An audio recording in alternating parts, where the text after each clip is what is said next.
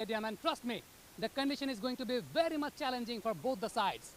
Before the start of the match, right now the temperature is 32 degrees Celsius, and man, that is going to climb up till 40 degrees Celsius, and this pitch is going to be baked under extreme sunlight. We have moved on to pitch number 5 of 𝗏𝗃 Divisional Cricket Stadium. It looks very fresh. I think it's rock solid. The sound says it all. Very much compact, very hard. And let me tell you something interesting. From the popping crease to the 5 feet, it's a green layer of grass all over the surface. I was talking to the curator this morning, and he said if the batter is willing to stay at the wicket, there is no one to stop her. For me, it's a go-on pitch for the batting side, but in the previous game, we have seen Ritu Moni purchasing some low bounce from back of a length. And very interestingly, the spinners from both the ends, they were just trying to bowl into the wider lines, fetching the batters to play for their shots. I think in this kind of surface, you also need to do something fancy to get the best out of it. For me, winning the toss, deciding to bat first might be the key, but it's all about the execution. But first of all, you have to get adjusted to the condition first. Check. Now let's go straight to the toss with the two captains.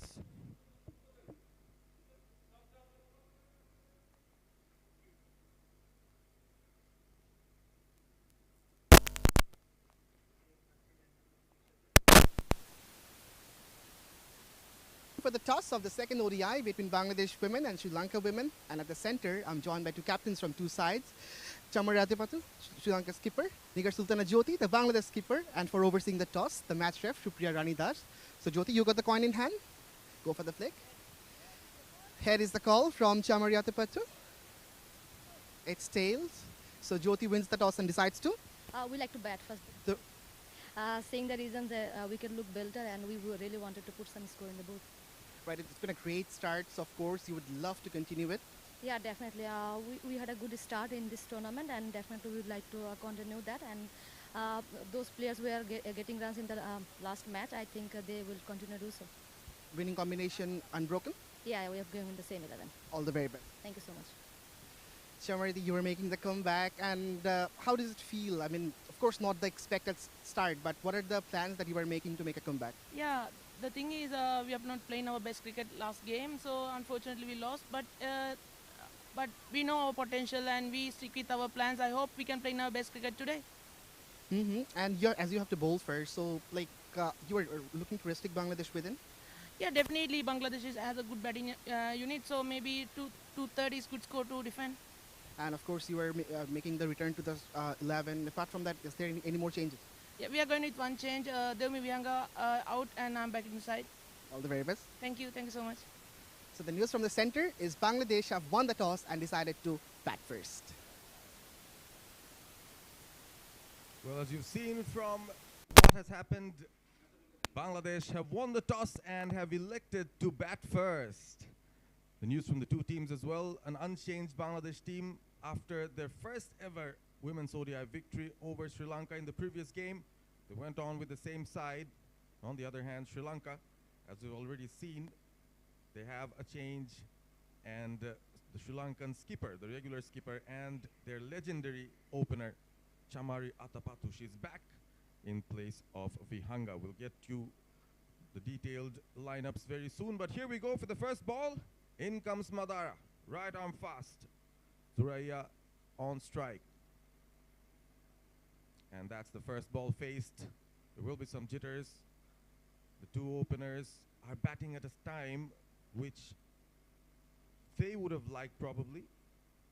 And beside me I have Saeed Abid Hussain Sami. Welcome, a very good morning. You've been down there at the pitch, and probably win toss bat first would have been the way to go, and Bangladesh have done that exactly. Definitely. Good morning, 𝗃𝗃𝗃. Madara steaming in for the second.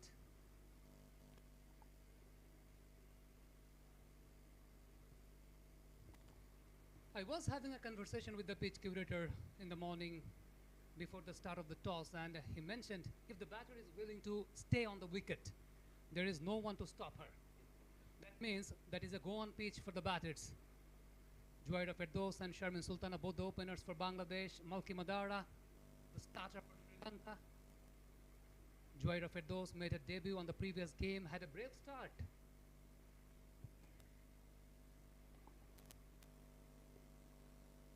Slip in place for Madara. She tends to swing the ball in. Ideally, she likes to bowl to the right-handers. On the previous occasion, we have seen nipping back in to the right-handers. That has been the deceiving factor for 𝗃𝗵𝗂𝗃, who made a comeback after 7 years to the national side. I think she's a very thinking cricketer, Madara. Likes to vary her length very well. This time back-to-back 3 deliveries on the hard length.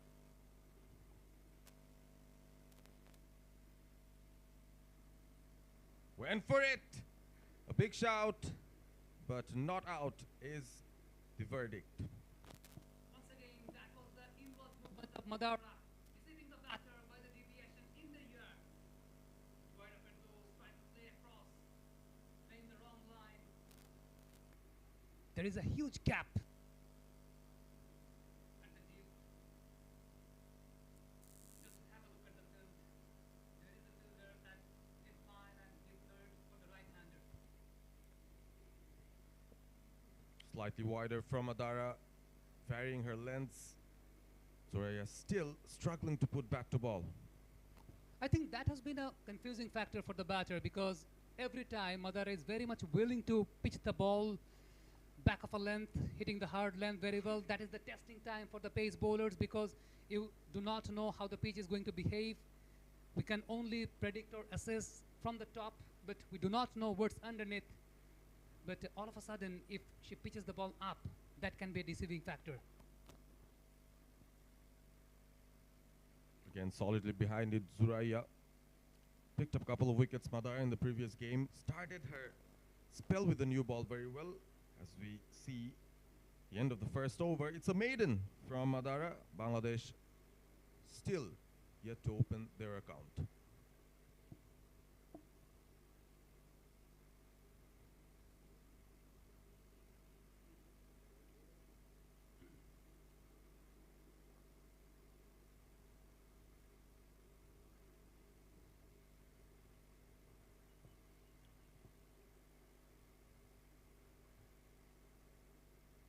Sri Lanka very quick to change the overs, not allowing the batters a lot of time. They're all ready and prepared.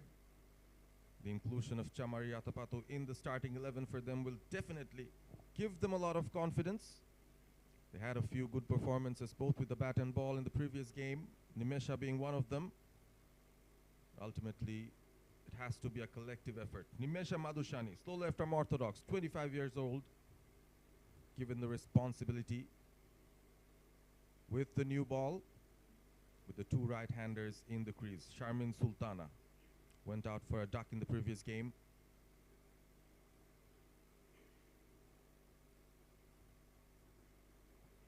Solidly behind it. Very tight, very containing, forcing the batter to rock back. Bangladesh are yet to get off the mark. Quite suffocating. It's been a good start from Sri Lanka. Again, lines and lengths on point. She has the natural angle to purchase coming around the wicket for the right-handers, and she's very much prominent of flighting the ball, tossing it up. Tossed it up one more time. We've rightly mentioned about how accurate the Sri Lankan bowlers had been. The previous game had a different context where Sri Lanka actually batted first. They started really well. Probably a template that Bangladesh would love to have for themselves in this game. Haven't gone for a big shot yet, but this is the run that kickstarts Bangladesh's batting innings. The first runs on the board. By the grace of the first runs, Sharmin Sultan is off the mark after 7 long years for Bangladesh. 𝗃𝗧𝗃𝗂𝗃, on the other hand, made a debut in the previous game, had a brave start, went down,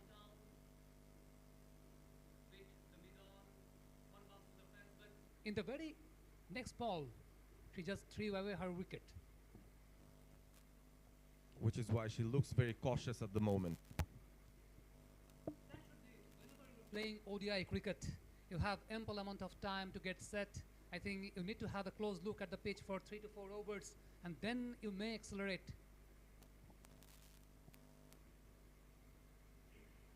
Softly plays it. Bags herself a single. So both the openers are off the mark for Bangladesh. A direct hit and early signs of Sri Lanka being very, very focused. That brings us to the end of over number 2. Bangladesh 2 for no loss.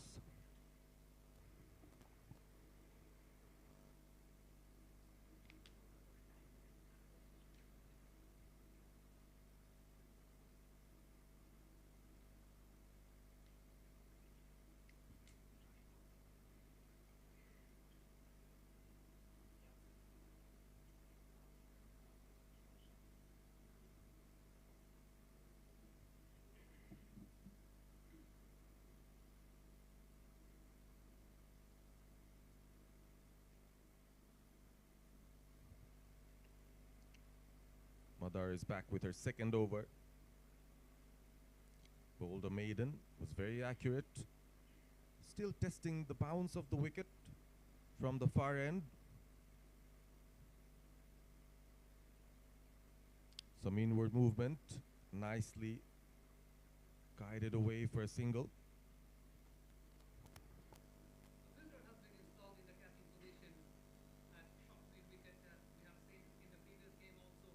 Madara shaping the ball in towards the right-hander and anticipating a drive from the batter. The inward movement that was being the deceiving factor for Sharmin Sultana in the previous game. But the concerning factor for the Bangladeshi batters have been the varying of length from Madara, because on maximum number of occasions she is very much onto the hard length, but all of a sudden the fuller length comes out of surprise.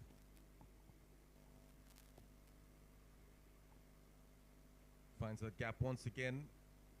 Strike rotation from both the batters. You've been speaking about Madara. 11 women's ODI wickets for her so far, with the best bowling figure of 450. She's been the new leader for Sri Lanka as a pace bowler, and I think as we look at both the teams, their lineups, Sri Lanka just made one change, Bangladesh unchanged. Which bowling team do you think has the strength to survive in this kind of a wicket? We'll get back to that.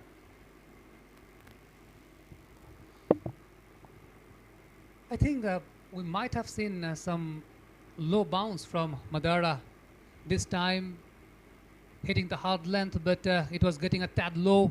Bangladesh unchanged, leading by captain Nigar Sultana Jyoti. Sharmin Akhtar Shupta made a brilliant knock in the previous game. Ritu Moni was brilliant, picking up 3 wickets. On the other hand, Sri Lanka, they have one single change. Captain Chamariyata Patu back into the side. This time got the room and finds the fielder. First wicket goes down for Bangladesh. Juwaira Firdaus, she has to depart. And hard work pays off for Sri Lanka. Again, an early wicket for Sri Lanka with an offer. Went for that slash, but straight to the fielder at point. Not being able to continue the form she had in the T20 format, Juwaira Firdaus goes back for 2 of 11 deliveries. Imesha, the catcher, Madara, picks up her first.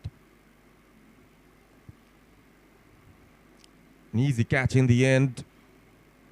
That was a straightforward attempt for the fielder, Juwaira. She's strong down the ground, but probably square of the wicket. Could not control where she wanted to place it.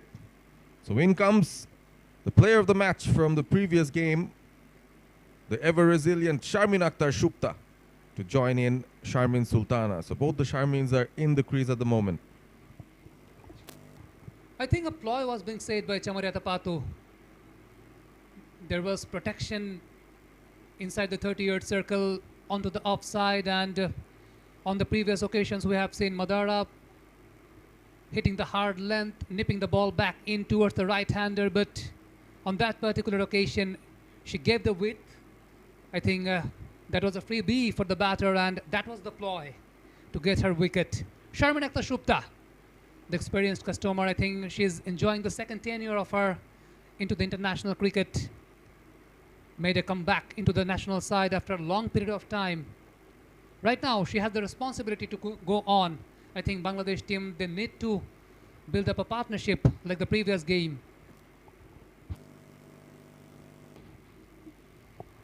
Onto the stumps, on the money, Madara. We have been talking about preserving energies, especially when you are bowling under this sort of condition. It's very hot and humid. Madara, she's been the only frontline fast bowler for Sri Lanka, as like Marufa Akhtar. And I've been observing the temperature. Just before the start of the game, it was 32 degrees Celsius. And the forecast says it might mount up to 40 degrees Celsius today at Rajshahi. The northern part of Bangladesh being the hottest one. Floated in. That's the delivery that gave her success in the previous game. And that's the end of another successful over from Sri Lanka. It's 4 for 1 after 3.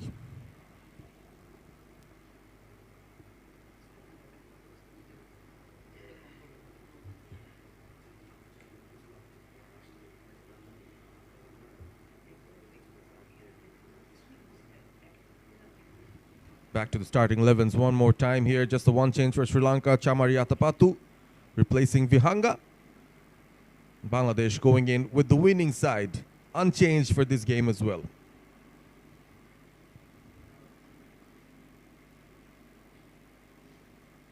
Started cautiously here, the hosts.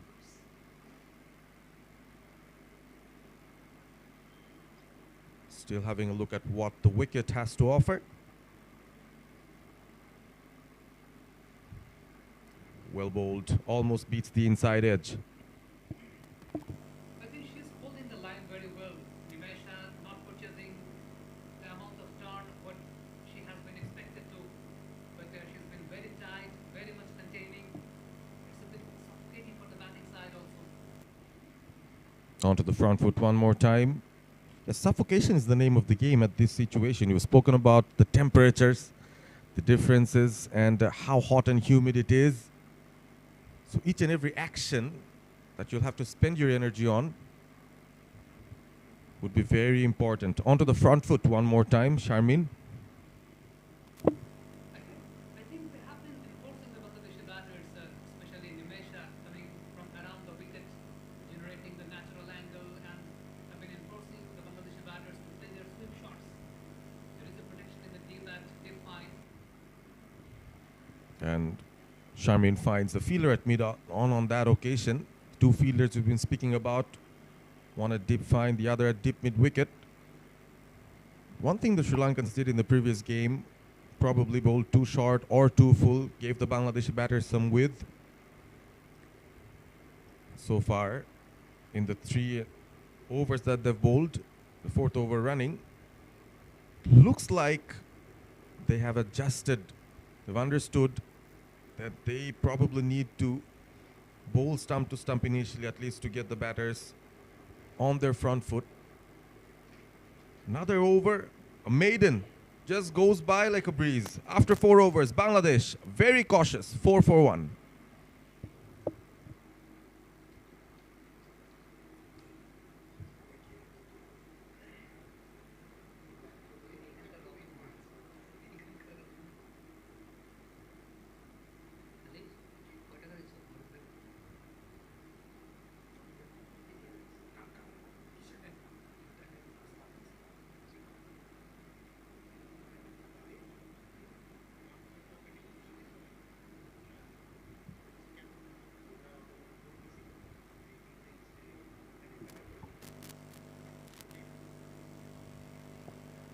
Floated in one more time. She's been doing the same thing all over. On the other hand, Bangladesh has been very much cautious in terms of playing their shots. Definitely when you are playing one international cricket, you have ample amount of time to get set. It's not like T20 cricket that you have to go for every deliveries and you have to just throw your hands to the ball. Sharmin Shukla, both the Sharmins have been very much cautious. Sharmin Akhtar, very struggling score. This time going on the leg side. Little wrist work, finding the fielder once again. And it is a healthy challenge if you talk about the Bangladesh top order. You've got Farzana Haq-Pinky in the squad. She still hasn't got a bat out. The top run scorer for Bangladesh in women's ODIs. So she's waiting. She's hoping for an opportunity. But this is the time for Sharmin Sultana to try and establish herself, making her comeback.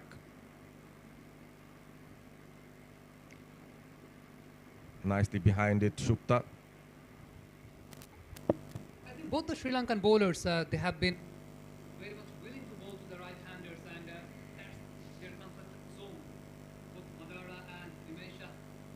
On the other hand, Bangladesh has lack of variation at their batting order, no left-hander at all. So that has been a slight advantage for the Sri Lankan bowling side, because according to the strength of both the bowlers, they have been very much prominent while bowling to the right-handers. Catching fielder at the onside, a big appeal, and the finger goes up. A big, big wicket. A massive wicket for Sri Lanka. The player of the match from the previous game, Bangladesh's top scorer, Sharmin 𝗃𝗃𝗃, walks back after edging it straight to the keeper. Bangladesh struggling at the moment. Sharmin 𝗃𝗃𝗃 gone for naught. That was a nothing shot. Pitching onto the hurdle and shaping back in toward the right-hander. Little or no footwork at all, just through her hands. Getting the outside edge and being deceived. Second wicket goes down. Bangladesh, they are struggling. Ball for 2.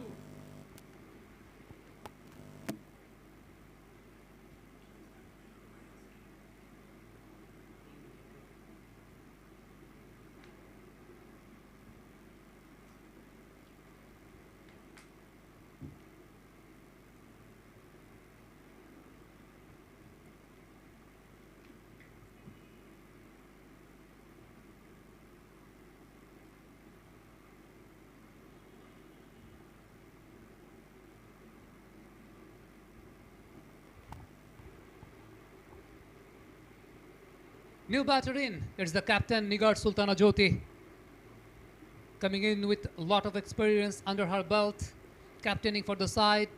It's her 46th match as a captain in ODI cricket.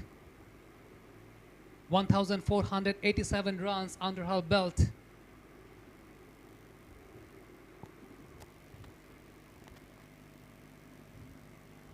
Similar delivery, slightly fuller from Madara. 13 more runs needed for her to be the second player from Bangladesh women's side to get 1,500 women's ODI runs.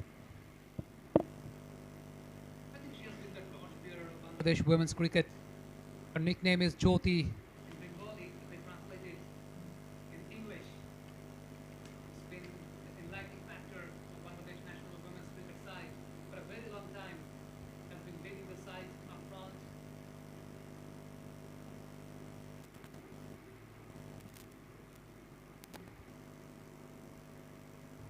It's a maiden. After 5, it's 4 for 2 Bangladesh.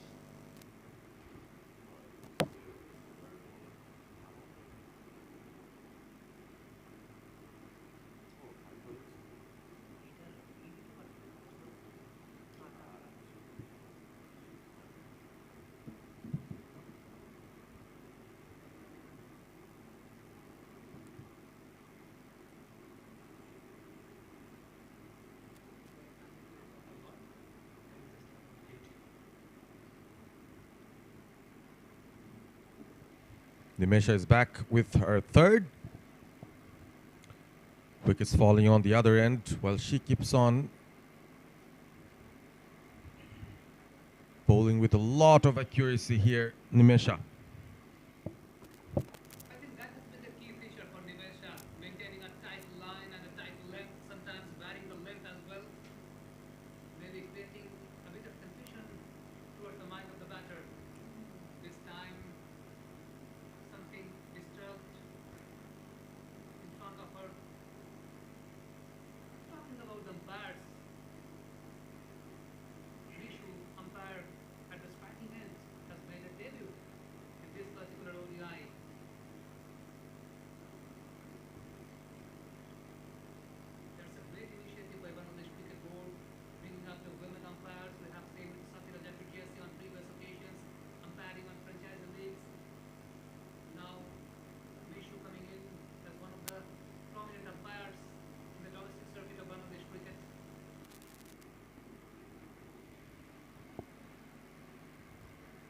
will take a quick single. Good judgment and completes the run. Good call from Charmin and a good backing up from Jyoti as well. I think that will be a relieving factor and the confidence of Charmin after Charmin Sultana, in fact. She's been in the team after 7 long years. A bit struggling moment going on, conceding 13 deliveries of her 3. On the other hand, the Sri Lankan bowlers, they have been very much tight and accurate, maintaining the discipline well. Probably too tight for Bangladesh's liking. They've won the toss, elected to bat first. Should have some sort of a target on their head. But a ball has been placed by the captain, 𝗃𝗵𝗃𝗂𝗃, that the bowlers have been very much disciplined, but while they're very much willing to pick up the wickets, they're just maintaining the wider lines. Even on both occasions when both the batters got out, they were chasing the wider lines, and there have been a brilliant plan by 𝗃𝗵𝗃𝗂𝗃 and her team.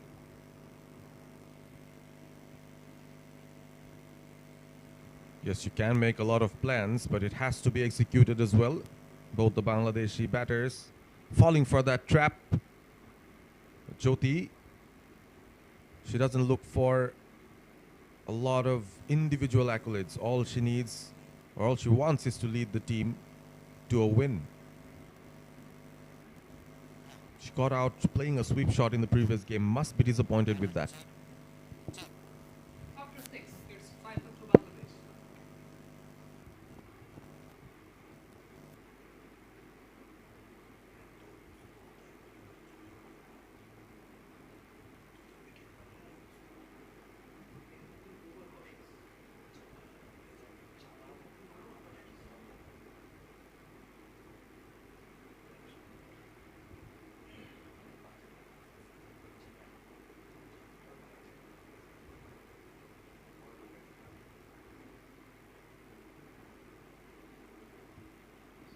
Sri Lankans going on with the same combination. From the far end, it's Madara.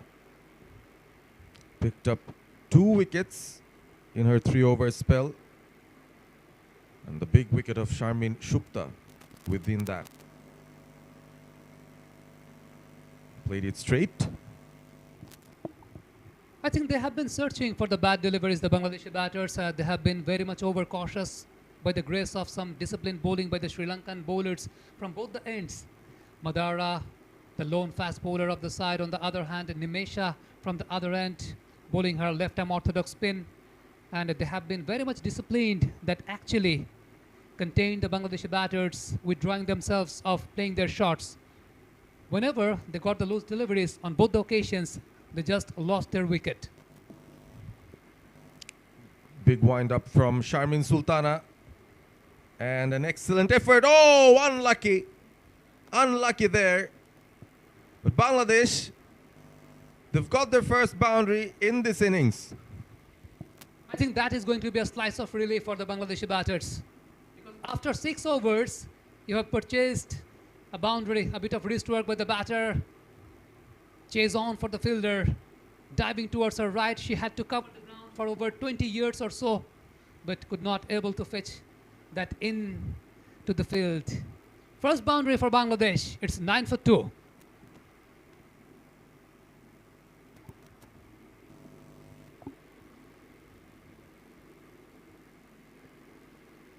Again, went for that big booming drive. Outside edge. 𝗃𝗵𝗃𝗂𝗃 at deep third. Slightly a position probably you won't expect her to be at. Coming back after that finger injury she had in the first game.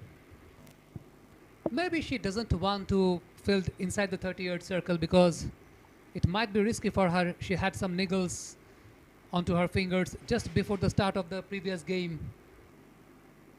Madara skimming in from the other end. Picking it up. Placing the ball towards mid-on.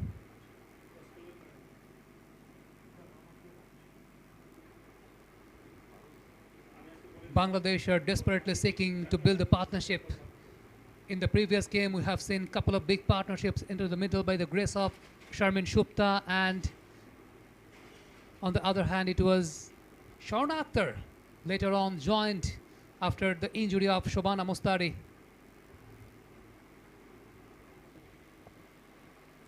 Well behind that, mindful of that inward movement that's coming in from Madara.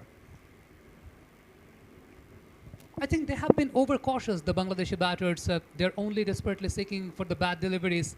On the other hand, Sri Lankan bowlers, both Madara and 𝗎𝗎𝐶, they have been very much tight and not providing ample amount of opportunities for the batters to get those freebies.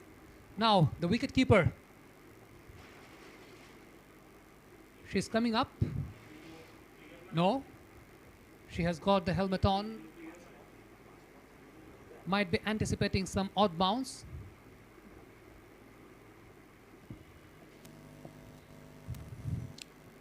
Made it into a full toss, went for that sweep. Gets her first runs, Nigar Sultana. End of another over. Good one for Bangladesh. 6 coming off it, 11 for 2 after 7.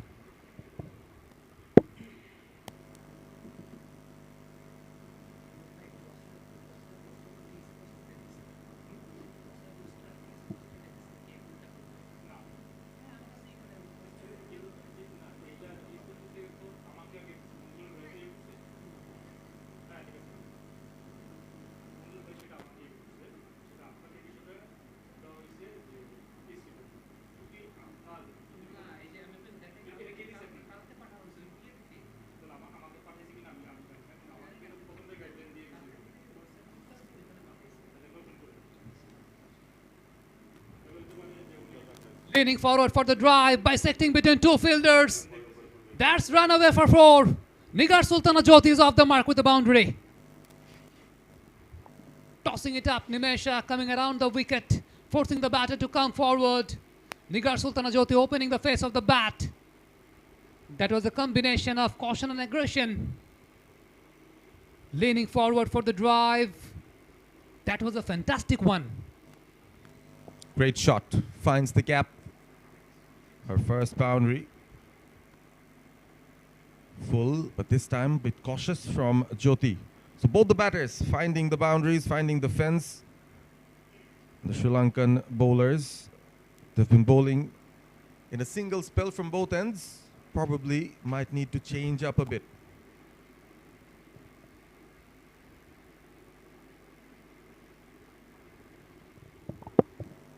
I think from the very beginning, 𝗎𝗎𝐶 has been enforcing Nigar Sultana Jyoti, bowling on a teasing line and length to play her go on sweep shots, and on a surface like this, when the ball is holding a bit and holding the line, it's a bit risky for the batter to play across. Wide of the crease, got some width, went for that drive one more time, not in full control. I think that was the invitation. That was the invitation to take the aerial route. But Nigar Sultana Jyoti on that occasion just opening the face of the bat, place the ball towards backward point, find the fielder. Well bowled, pulled her length back a bit. Now the fly has been set for Nigar Sultana Jyoti. 𝗎𝗎𝐶 coming from around the wicket, targeting the wider line, enforcing the batter to free her arms. Maybe she's up to something. Full once again. Straight to the fielder, end of another over. 4 runs of it after 8, 15 for 2.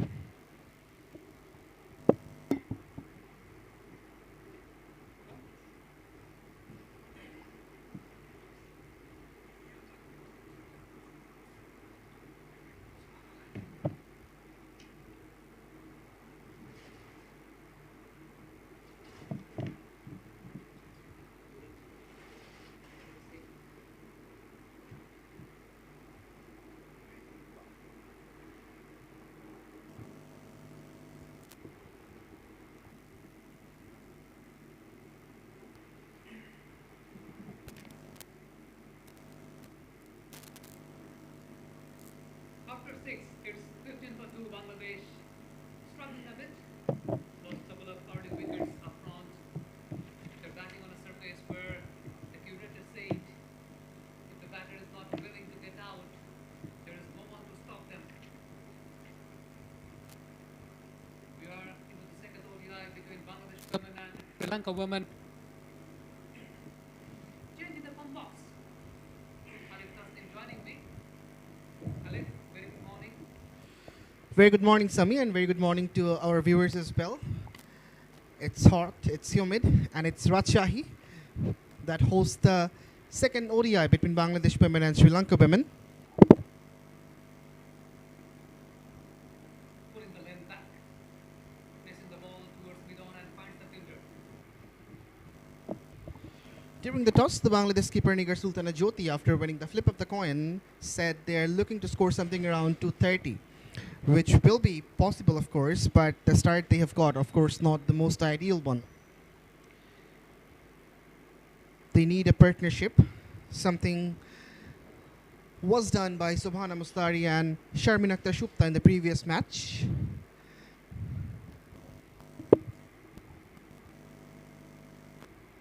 Once again, pitching it up. Big appeal. But the umpire denied. Been a deceiving factor for the Bangladeshi batters because she's been batting the length very well, Madara. On maximum number of occasions, she's been pitching onto the hard length, but all of a sudden, when she's pitching it up, it has become a deceiving factor for all the Bangladeshi batters. Variation of length, that's what she's trying to do, and she's successful to apply that pressure. Bangladesh are 15 for 2 now after 8.2, in fact 9.2, and that goes to show that how aggressive the Sri Lankan bowlers are, and the pressure is right on Bangladesh.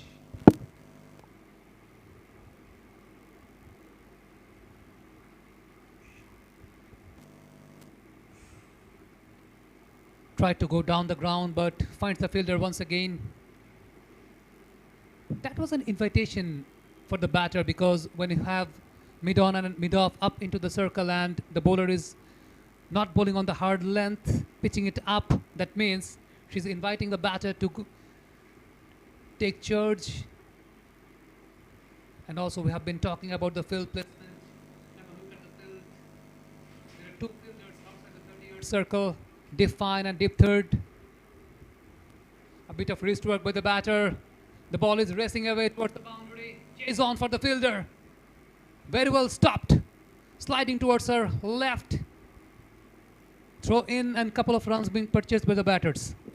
Very good command pitch shown by the fielder. It was nudged down to deep mid-wicket, and Jyoti found the gap. The skipper has already hit a boundary in this innings this far.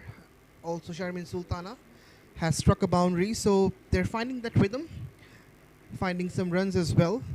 So this production of runs has to be continued. They need to build up a partnership, Bangladesh. In the previous game, they had a couple of big partnerships. Sharmin Shupta being the showstopper in the previous game. Once again, a bit of wrist work. Flicking the ball towards mid-wicket. Both the fielders went for the chase, but a couple of runs being purchased by the batters.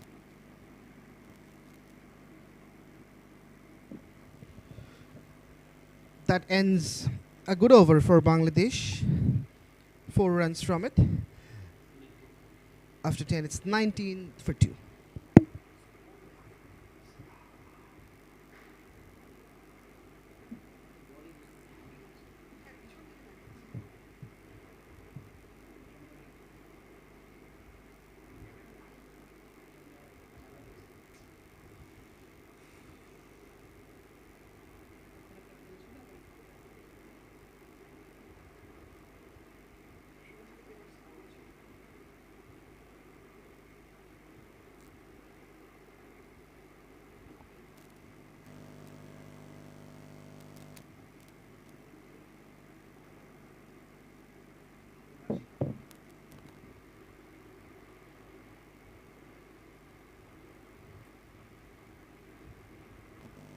Changing the bowling for Sri Lanka. From the pump box end, it's 𝗜𝗚𝗍𝗃. It's the second ODI between Bangladesh women and Sri Lanka women. In the previous game, Bangladesh had a narrow escape over Sri Lanka. They had the last laugh, but it was Team Sri Lanka who actually had a decent enough outing at the very end, picking up early wickets up front in today's match also. 𝗬𝗚cije 𝗂𝗫 right up medium slow bowler. In the previous game, we have seen this type of bowlers was very much effective. Bangladesh were managed to pick up a couple of early wickets by the grace of the slow pace of Ritu Moni.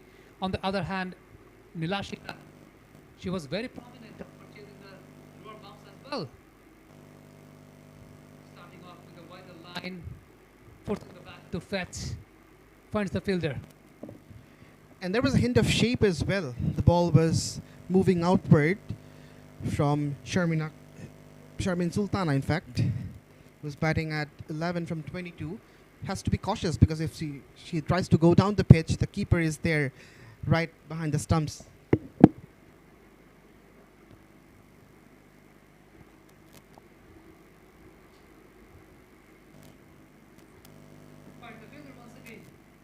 It's very difficult for the batters whenever you are playing on this kind of surface which actually demands pace, and suddenly you are out of pace. Bowlers like 𝗬𝗚cije and Bangladesh also have Ritu Moni. It really creates problem for the batters in terms of timing.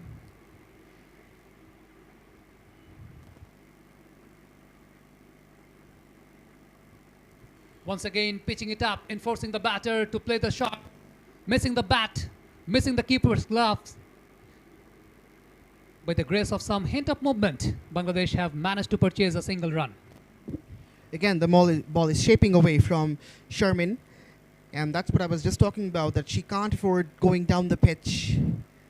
First run from this over, which brings Jyoti, and as you mentioned that they're struggling to find the gap, Sami. After this over, of course, the fielding restrictions will be removed and more fielders will be allowed to stand at the boundaries. Then I guess it will be a bit easier for the Bangladesh batters to score singles. Another hint of movement. Maybe 𝗬𝗚cije anticipating a wide. 𝗬𝗚cije maintaining the wider line for the batters, enforcing the batters, open the face of the bat and play their shots.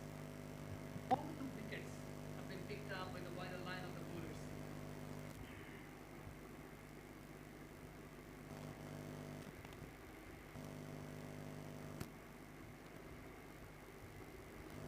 Once again, the teasing line and the teasing length. This time the umpire widens up her hands. Wide signaled. She took a bit of time, 𝗂𝗫𝗃𝗃, and then, in fact, Mishu was there. The umpire took a bit of time and then called a wide. The previous delivery was also a similar one, but this time around it's out of the line. 𝗬𝗚cije can just shift the line 1 foot inside the stumps.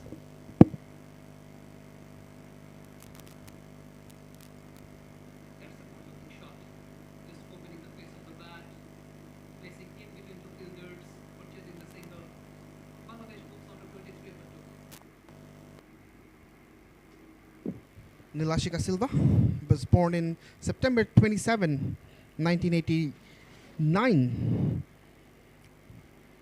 Completed her graduation from St. Anthony Girls College. A wealth of experience, 58 matches this far. Goes down the ground, finds the fielder once again. Top ball to finish. After 10, it's 23 for 2 Bangladesh.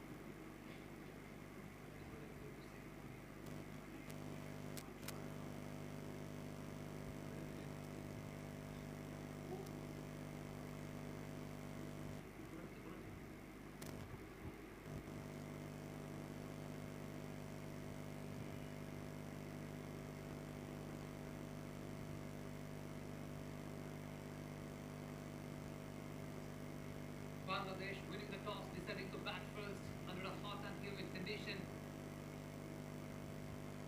𝗬𝗚cije continuing from the other end, left-arm orthodox spinner. She's been very much tight, very much accurate. In fact,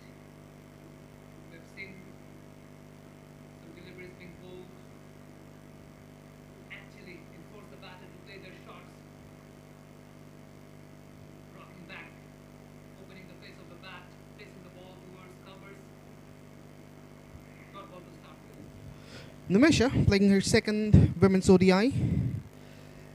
Played 3 T20 internationals as well. Of course, a newcomer, just like 𝗬𝗏𝗂𝗏𝗂𝗀, making her debut in this very series.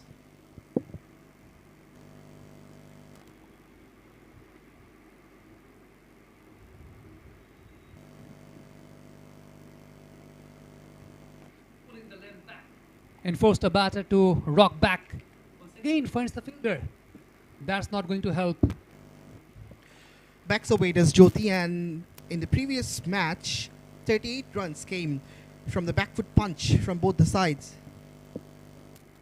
Caution applied by 𝗃𝗃𝗃𝗃𝗃. Maybe the teasing line and the teasing flight, trying to enforce 𝗃𝗃𝗃𝗃𝗃 to play her go-on shots and on a surface where the ball is holding and also holding through the line.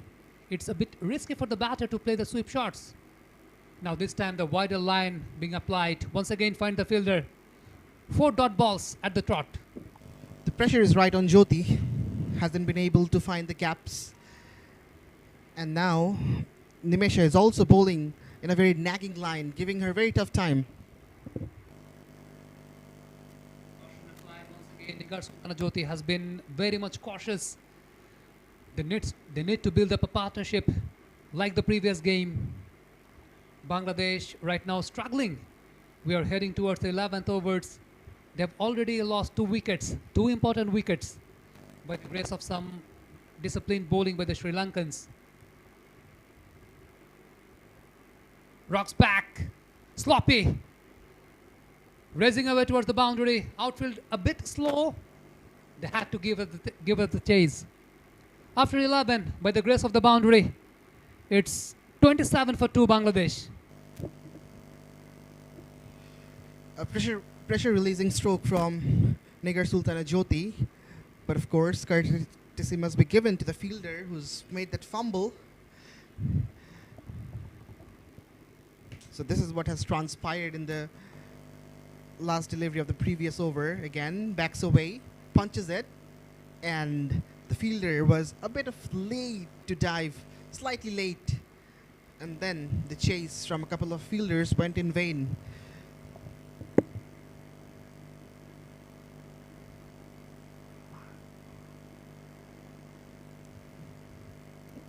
So we can see the replay from a different angle.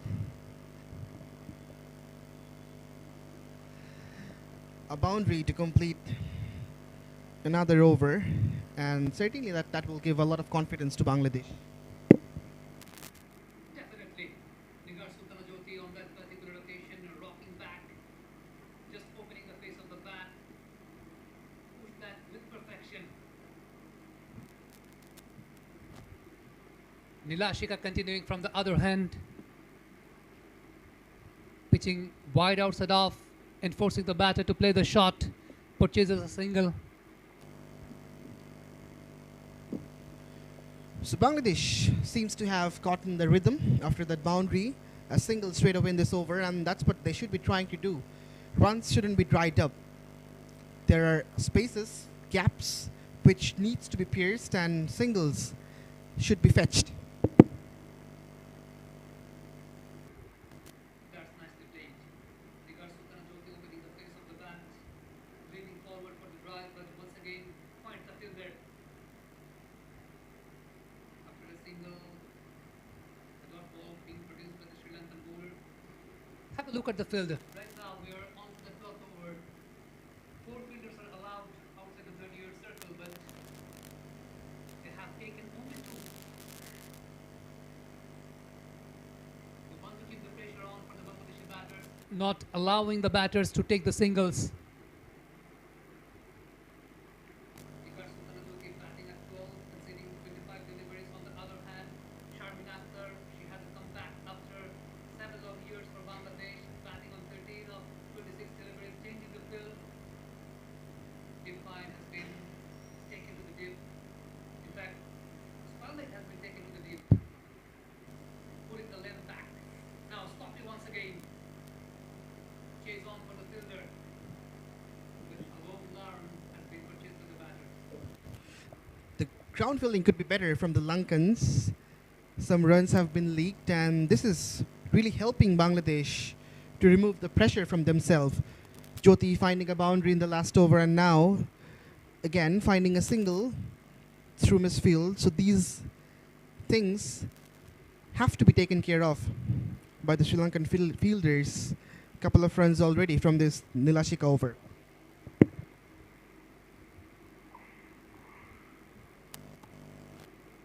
Now maintaining the tight line and tight length, 𝗂𝗚𝗃𝗂 on that particular location, because every time she's been maintaining the wider line with the hit of movement, and we have seen on these kind of surfaces that this type of bowlers, they have been very much successful, especially pulling the length back and purchasing the low bounce. In the previous game, 𝗂𝗚𝗃𝗂𝗃, she was also confident of receiving the batters by the low bounce, as well as 𝗃𝗵𝗀𝗃𝗀𝗃 in the very first innings. Now going for the shot, whipping it away towards mid wicket. That goes for a boundary. Welcome on one. Go and fetch it, says Sharmin Sultana. A shot of authority after a long time over mid wicket, and it was struck so nicely that the fielder wasn't able to reach it.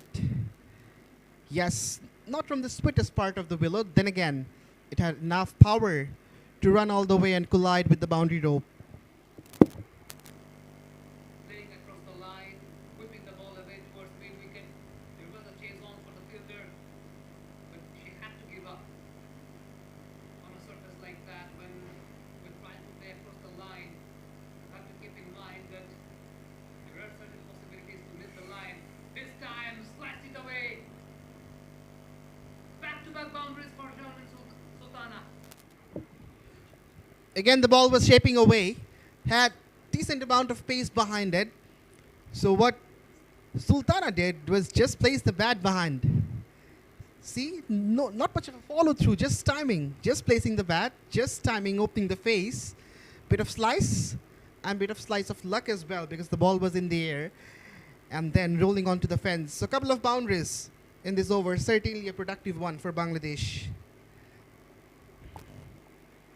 I think a conversation was going on between the captain and the bowler, because she's been pretty inconsistent as far as maintaining the line and the length is concerned. The previous one was a tad short, enforcing the batter to play across. The recent one, pitching it up, but the line was not accurate, enforcing the batter to play the shot. And on that particular occasion, the batter was very much onto the shot, taking on the bowler. After 12, it's 37-2 Bangladesh.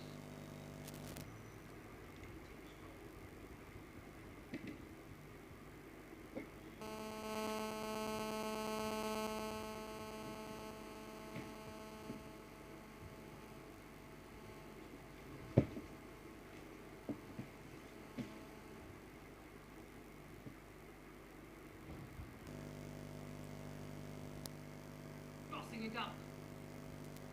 Tossing it up like a shorturl, I guess, Alex. Enforcing the batter to lean forward for the drive. 𝗂𝗚𝗃𝗂𝗃 opening the face of the bat. Finds the fielder once again.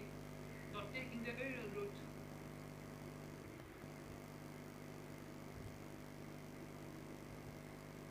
That's good bowling.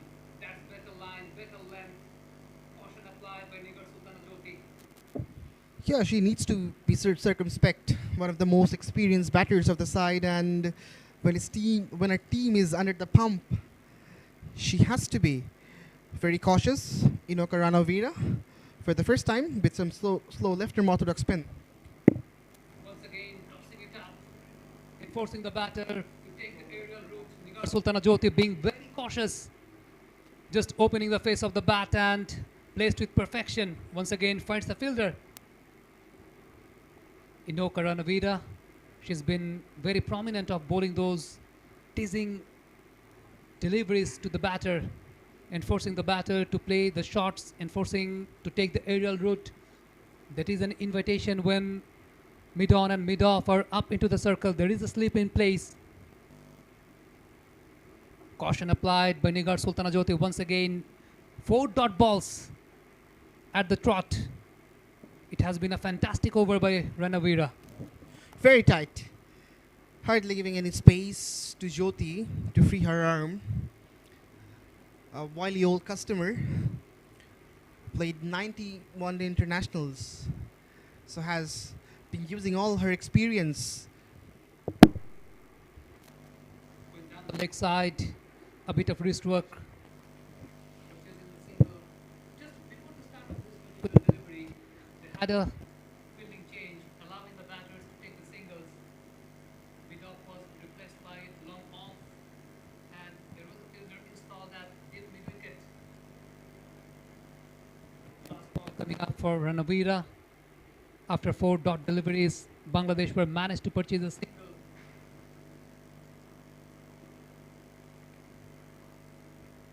Ranavira coming around the wicket for the last delivery.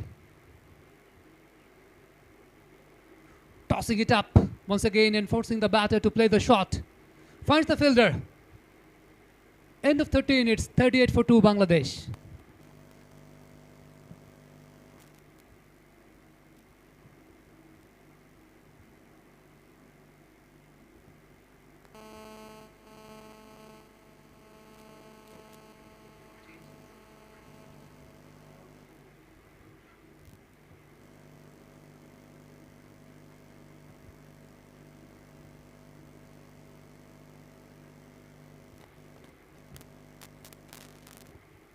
That has been the scorecard for Bangladesh. 𝗃𝗵𝗃𝗂𝗃 getting out after a bit of struggle, conceding 11 deliveries for her, 2 runs.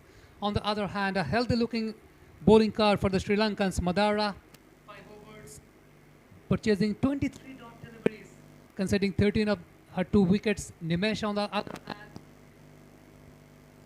conceding 11 runs, have not picked up a wicket yet. And Ranavira, they have been in action right now. From the combox end, it's 𝗃𝗚𝗃𝗃 right now, or the captain, 𝗃𝗵𝗃𝗃. Missed the previous game due to an injury. Right now, the right arm off break bowler coming around the wicket for the right-hander. Caution applied, getting the outside edge. Chase on for the fielder, throw in, purchasing the single. It was the battle between the skippers, Athapathu to Jyoti, and the first ball was edged away outside the off stump. It was bowled wide. Jyoti was beaten, although got a single. Just getting her field right, the skipper of Sri Lanka missed the first ODI.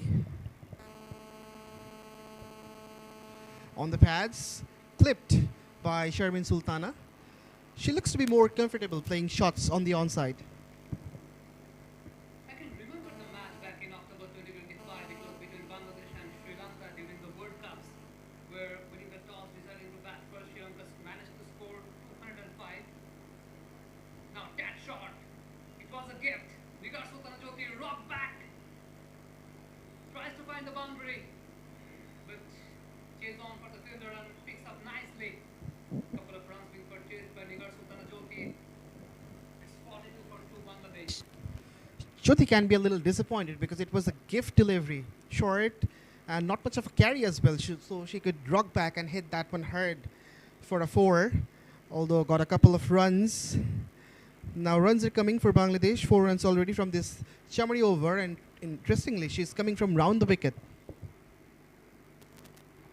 Now finds the gap in between 2 fielders. The ball is going away towards the boundary. Chase on for both the fielders. This time purchasing 2 runs on her account. 𝗃𝗚𝗃𝗃 moves on to 19 of 34 deliveries. That was a brilliant shot played by Jyoti. Absolutely. Played it late, waited for it, and the deft touch went between 2 fielders, and the way she bisected those 2 fielders was very nice to see, and it's difficult as well, Sami, to take a couple of couples under this hot and humid condition. That's good batting. Boundary, in fact, couple of runs followed by caution applied by 𝗃𝗚𝗃𝗃. They're trying to build up a partnership. They have moved on to 40 of 55 deliveries, this partnership between 𝗃𝗚𝗃𝗃 and Sharmin Sultana. Now they have a slight change in the field. There is a deep cover in place.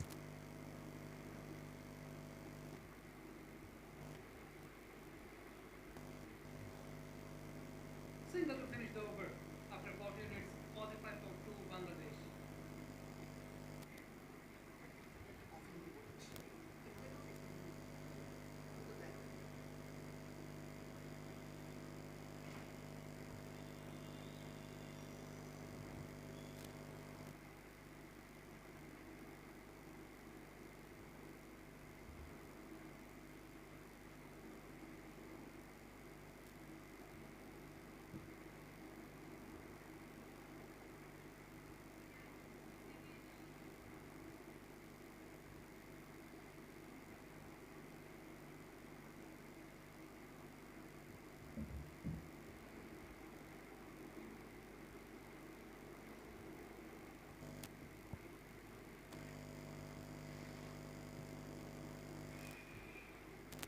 A very good partnership is going on into the middle. It's between Nigar Sultana Jyoti and Sharmin Akhtar. We mentioned about the fact that Sharmin Akhtar making a comeback after 7 long years. Right now she's enjoying that outing. Finds the gap. Purchasing a single. She moves on to 21, Nigar Sultana Jyoti. Now singles are coming for Bangladesh, and they should be eyeing for it because a partnership has to form, and which is now 42 from 57, turning big with every single.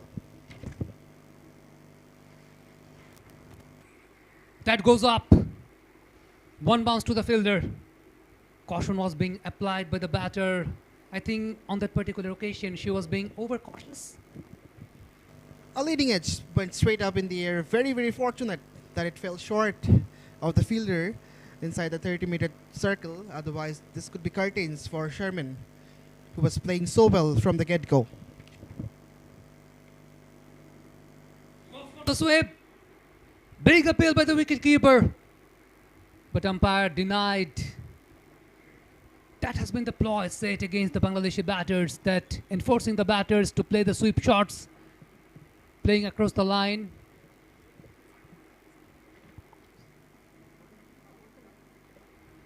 The ball was holding the line, enforcing the batter to play for the sweep shots.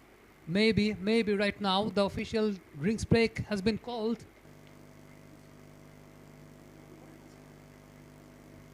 And it's quite confusing because we are on to the 15th overs. Only 3 deliveries have been bowled, and the umpires have called for drinks. Well, something might have happened in the middle, and the game has been paused. In the middle of an over, Bangladesh are 46 for 2.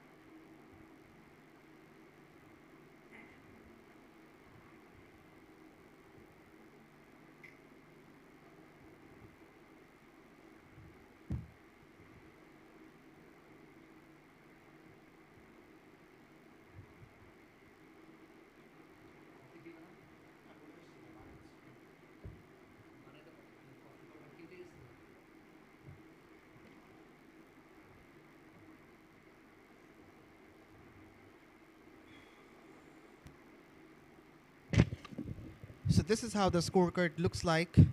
Sharmin Sultana not out at 22 from 33, and the skipper of Bangladesh is batting on 21 from 37. Joita and Sharmin Shupta Both the batters departed very quickly, and now the challenge was on 𝗬𝗏 Sultana and Jyoti. They're trying to construct a substantial partnership between them to take Bangladesh out of that awkward spot. 5 bowlers have been used thus far. Madara opened the bowling, bowled 5 overs, and her partner Nimisha also bowled 5. 2 wickets for the right-arm quick Malki Madara. 2 for 13 after 5.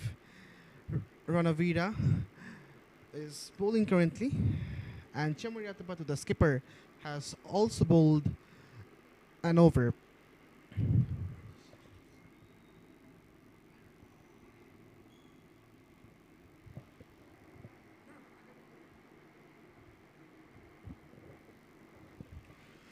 So after a short break, we are back, and the game is just about to resume.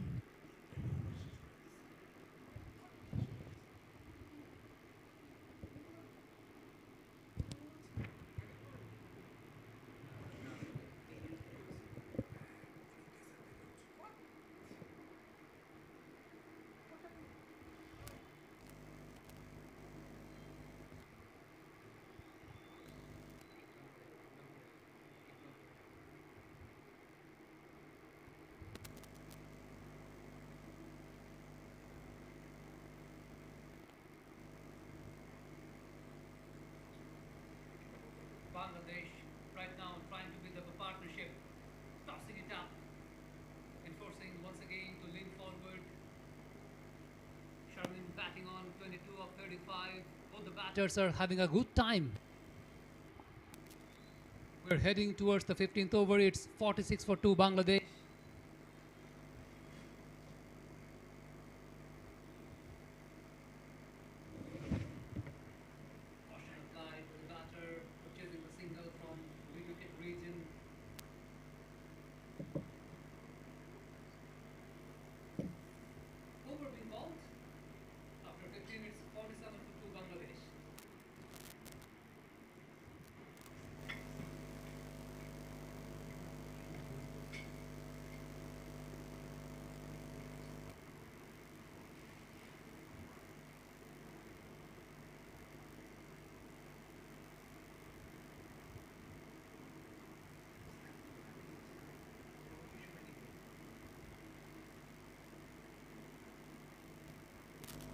Chamariyatapatu, the captain, coming in with a lot of experience. I was mentioning about the fact on the previous occasion when she played against Bangladesh, by the grace of her 4 wickets, Sri Lanka were able to manage to restrict Bangladesh within 195. Winning the toss and deciding to bat first, Sri Lanka managed to score 205. Now that was a sheer touch. That's going towards the boundary. Chase on for the fielder. Valiant effort.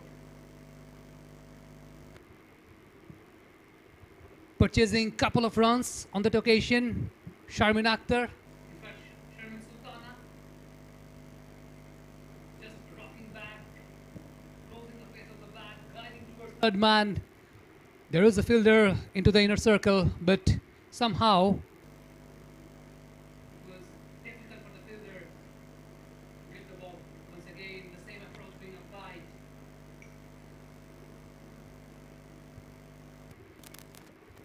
Bangladesh, they had a blow in the very first over,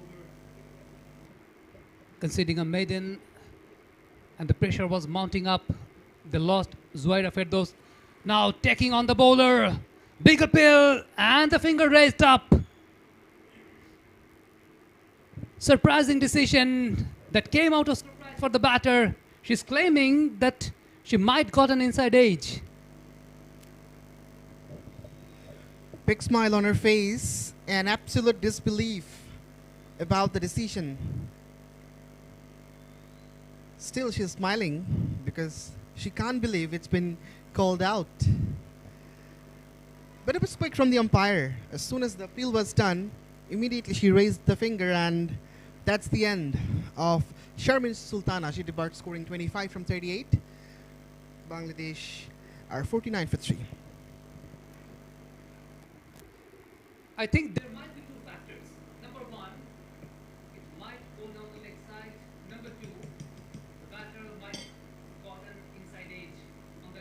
location. In fact, after the single, the batter was claiming that it might got an outside edge.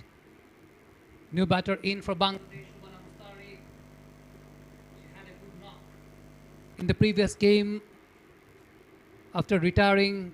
Before retiring herself out, good to see her back. 𝗂𝗏𝗡𝗃𝗏 has been a prominent batter for Bangladesh for over the past couple of years. She can bat with a long handle. She has a very good technique. 𝗬𝗏𝗡𝗃𝗏 on the particular occasion got a breakthrough. Now, with the grace of some brilliant bowling by 𝗬𝗏𝗡𝗃𝗏, keeping it too tight, 𝗂𝗏𝗡𝗃𝗏 has come into the middle. Have a look at the field. There is the fielder at his fine and dip mid-wicket. Right on the money. Keeping it tight, keeping it close to the stumps. Caution applied by 𝗂𝗏𝗡𝗃𝗏. Savannah played a stellar for knock in the previous match. 41 from 56. Could have had her 50 as well. But unfortunately had to leave the ground after being injured. So yet again, it's a responsibility to take Bangladesh out of the pressure along with the skipper Nigar Sultana Jyoti. Going down the leg side, once again a bigger field. This time they were trying to purchase a single from inside the 30-yard circle. Got to finish. End of another over. Another successful over by 𝗬𝗏𝗡𝗃𝗏 after 16 hits, 49 for 3 Bangladesh.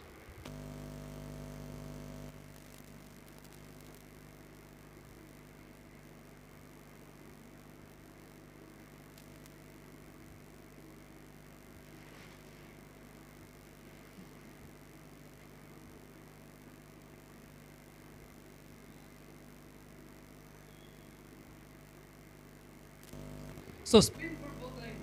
𝗃𝗏𝗃𝗃 giving it from the other end, conceding just 3 runs after 2 overs.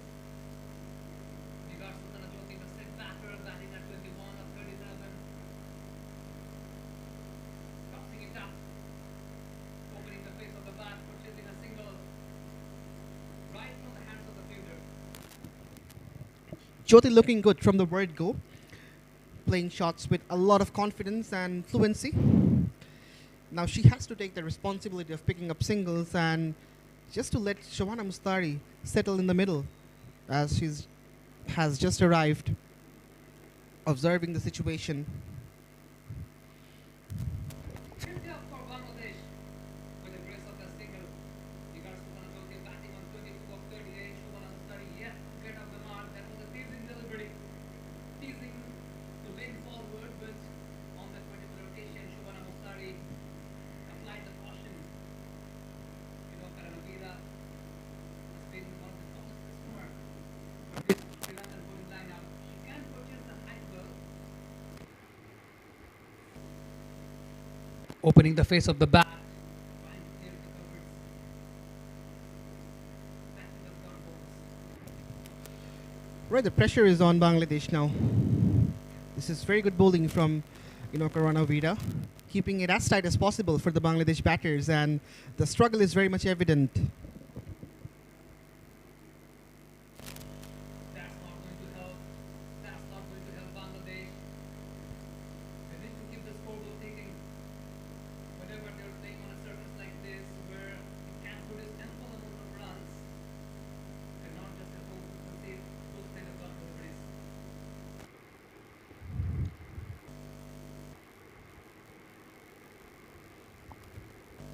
Once again, finding the fielder, both dot deliveries at the drop. Oh, exactly. This is what we were discussing, that Jyoti is the one who should be trying to get singles, and 𝗂𝗏𝗡𝗃𝗏 will be inside the shell as she's just arrived. So it'll take some time for her to score runs, and that's what her natural instincts are. She takes a bit of time before playing her shots. So 4 dots on the trot. She opens her down, 𝗂𝗏𝗡𝗃𝗏. Picks up a single after 17 hits, 51 for 3 Bangladesh.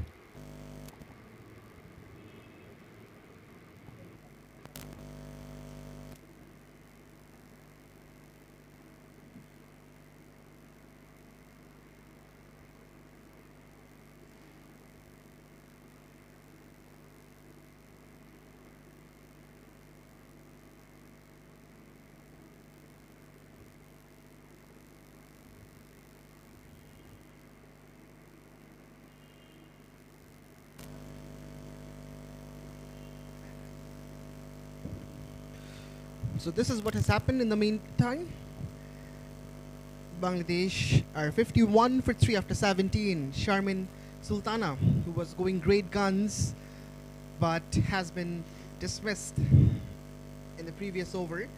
The skipper 𝗃𝗵𝗃𝗃 is also batting well, 22 from 38, and she is still carrying the torch for the home side and currently accompanied by Subhana Mustari. Madara with 2 wickets for 13 runs. Chamariya has bowled only a couple of overs. Then again, she got Sharmin Sultana with some right arm off spin. Nimisha and Nlashika are yet to get wickets. Now into the middle, another drinks break has been applied. We have seen a drinks break being called by the umpires in the previous over. Right now the temperature is it's 36 degrees Celsius, feels like 42 degrees Celsius. We're in 𝗏𝗺 Divisional Cricket Stadium, and the forecast suggests it can mount up to 40 degrees Celsius. That means that will feel like 45 to 46. It's very hot, very humid up here at 𝗏𝗺 Divisional Cricket Stadium. We are at the northern belt of Bangladesh, and it produces enormous amount of heat. Bangladesh undergoes enormous heat and hot humid conditions. They have won the toss and decided to bat first, and so far, after completion of 17 overs, they have managed to score 51 for 3. Now it's also time for the commentators to get hydrated.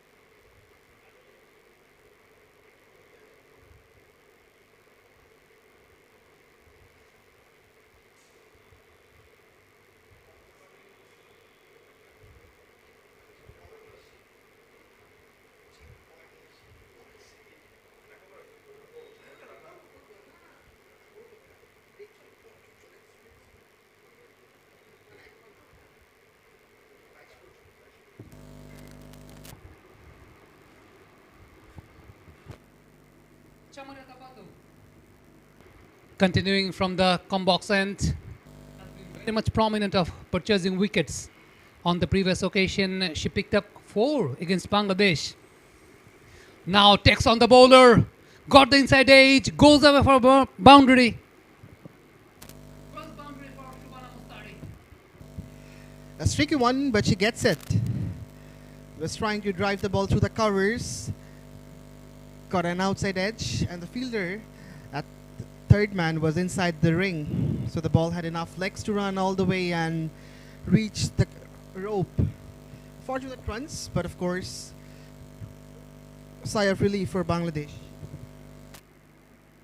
She had to go for the shot, 𝗂𝗏 𝗬𝗃. It was flighted a bit, tossing it up, forcing her to play the shot. Once again, very good footwork applied by 𝗂𝗏 𝗬𝗃. Finds the fielder.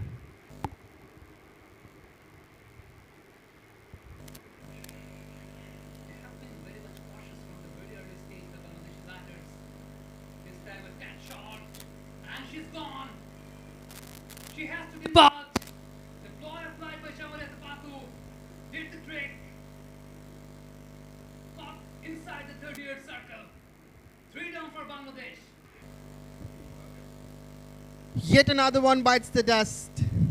A short delivery does the trick for the Lankans. It was short, it was very short. And as soon as 𝗂𝗏 𝗬𝗃 saw it, her eyes light up for playing that pull, but a fielder was stationed right at the line of the ball, and the frustration is evident on her face. She knows how important the partnership was. 𝗂𝗏 departs scoring 5. Bangladesh are 55 for 4. I think it was a gift serving on a plate for 𝗂𝗏 𝗬𝗃, but she could not get the best out of it. It was that short, forcing the batter to rock back and play across the line. The timing was proper, but the fielder was placed in the perfect position for 𝗂𝗏. She takes a blinder. 4 down for Bangladesh. It's 55 for 4.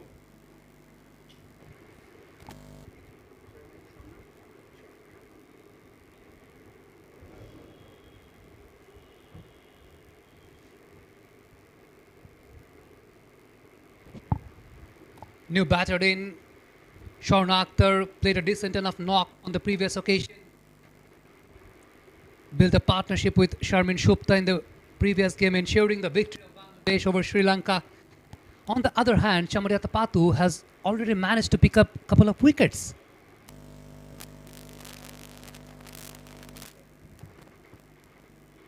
Closing the face of the bat, placing the ball towards mid-wicket, finds the fielder. Sharna played a very good knock in the last match and also hit the solitary 6 over long on. Slight appeal, she flicks it and will get her first runs. In fact, first couple of runs from her willow. That's brilliant. That's brilliant applied by Sharna. As soon as she realized the ball was going down the leg side, just a bit of wrist work. Wrist work being applied, there's a big gap. No fielder installed at the fine leg. The fielder had to chase.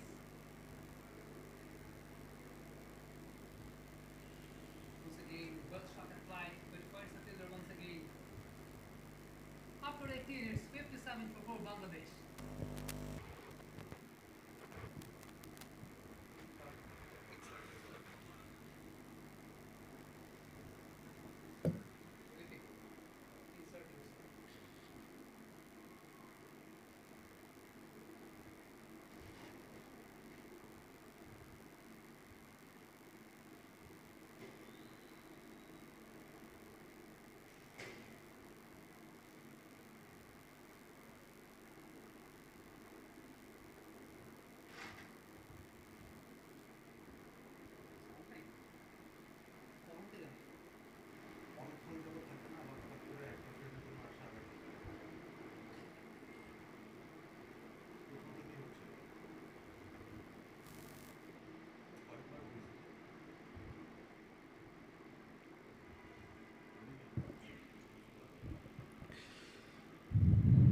Ranavira comes back for yet another over, and in the com box again comes back Ahmed bin Parvez.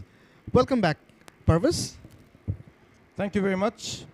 Has been a very difficult spell for Bangladesh. They've been losing wickets at regular intervals, and now Sharna finds herself with Jyoti. We'll have to form a partnership here because not many recognized batters to come after this. Absolutely. The skipper is batting on 22 from 40. Again, flighted, goes inside out, and bit of fumble will allow some runs. In fact, a single.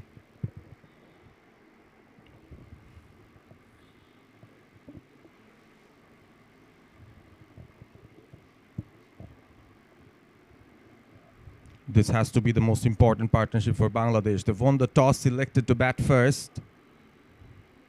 In a situation like this, 𝗂𝗂𝗃𝗂𝗃𝗃 has to really think of playing out till over number 50. If Bangladesh need to post a decent total on the board. Had been a very hard start for Bangladesh, losing a first couple of wickets within 4 runs. And then in comes 𝗂𝗏𝗃𝗃𝗃, picking up a couple more. This has been an excellent performance from Sri Lanka on the field. Driven straight to mid-off.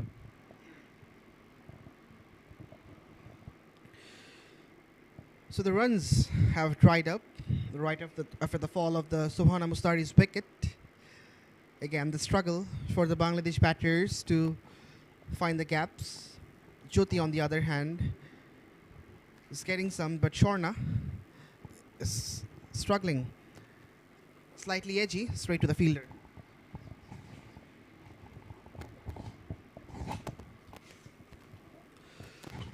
It's the second one-day international between Bangladesh women and Sri Lanka women. All these pictures are coming to you live from Rajshahi Divisional Stadium. The weather is very hot and humid.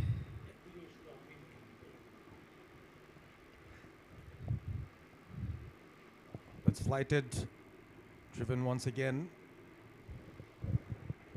At the moment, survival is the only way for Bangladesh. Another over slips by after 19, 59 for 4, Bangladesh. Sharna Akhtar and 𝗂𝗂𝗃𝗂𝗃𝗃 in the crease.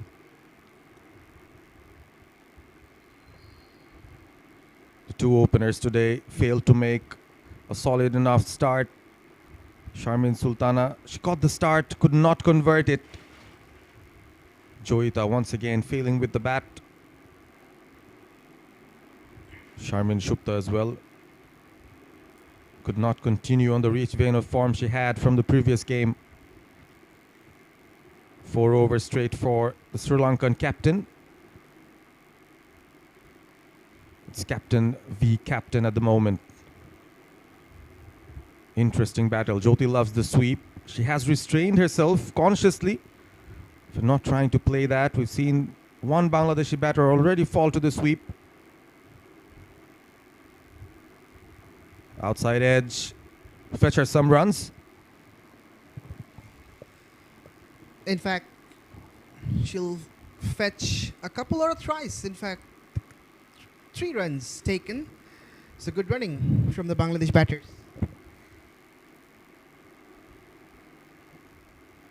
Three important runs here. The balls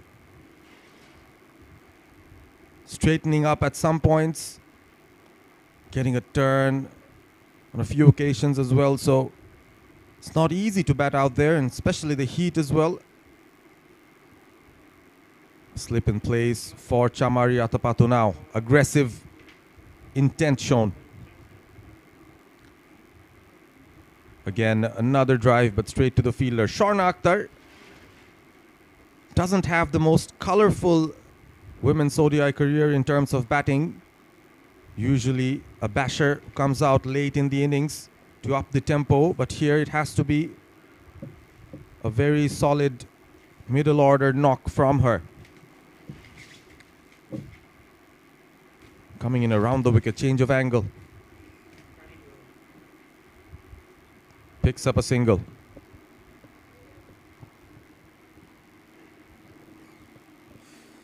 Five runs from this 𝗂𝗏𝗃𝗃𝗃 over.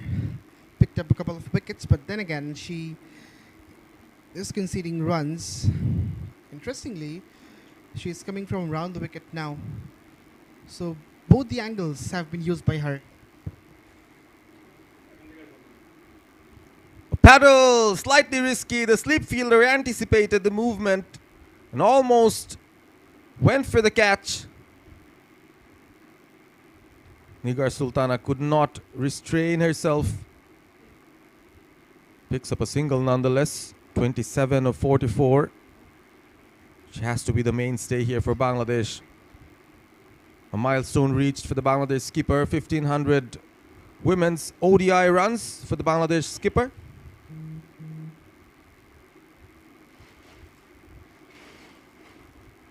End of another over.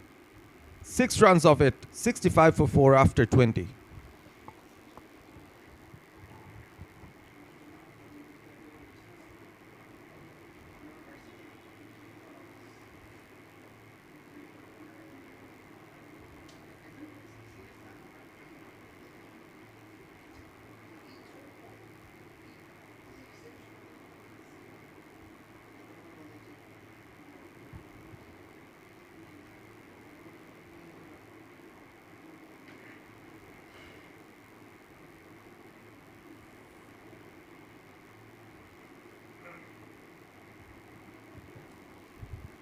Just one partnership of note from Bangladesh. 40-odd between Sharmin Sultana and Jyoti. Ranavira to continue. She's understood the kind of wicket that's on offer. Has been flighting the ball much more compared to the previous game. Sharna Akhtar, the non-striker's end.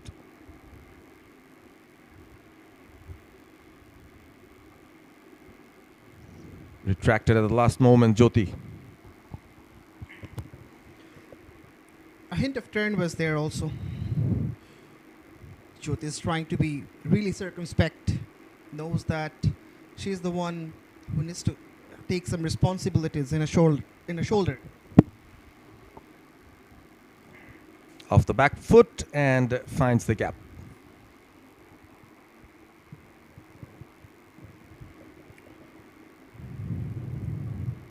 Sharna doesn't look to be the strongest of statures, but she's the one who can hit those long levers.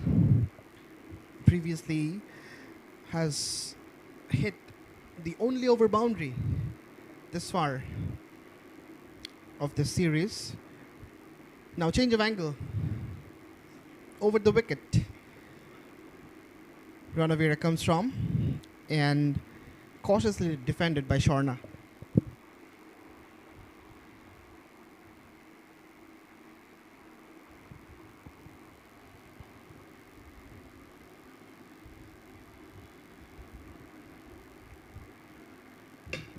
No runs there for Sharna.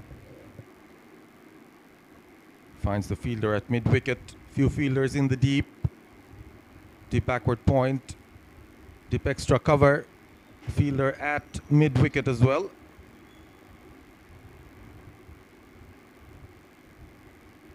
Different sort of an angle from Inoka.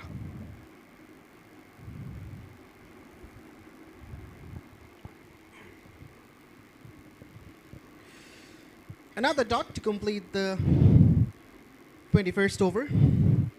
Bangladesh are 66 for 4.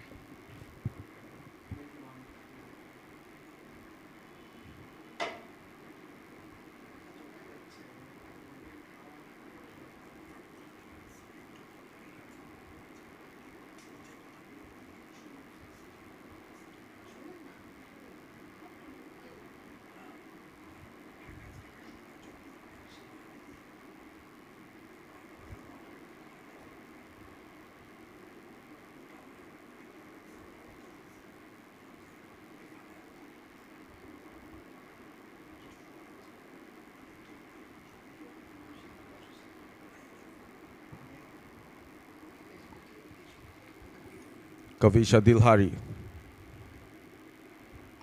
has some mystery about her. Right arm off break by trade. She can bowl some wrist spin as well. It's very handy with the bat. Promising young all-rounder in the ranks for Sri Lanka. Makes good use of her height. One of the tallest in the lineup. Who went a bit expensive in the last match. 5 overs, 44 runs, no wickets. The economy rate was 8.8, the most among all the Lankan bowlers.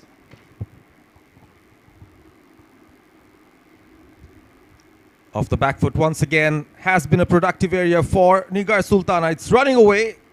Chased down by Yunoka. Puts out a strong throw in, but a couple of runs for Jyoti. She has played this shot so well from the get-go, waited, and then played the shots late, backward of square, and earned a boundary as well. So Jyoti would be loving to rock back and just to help the ball on its way. Moved on to 30 now from 49. This far, it looks to be a sensible knock, Parviz. Certainly does. Off the front foot, safe and sound.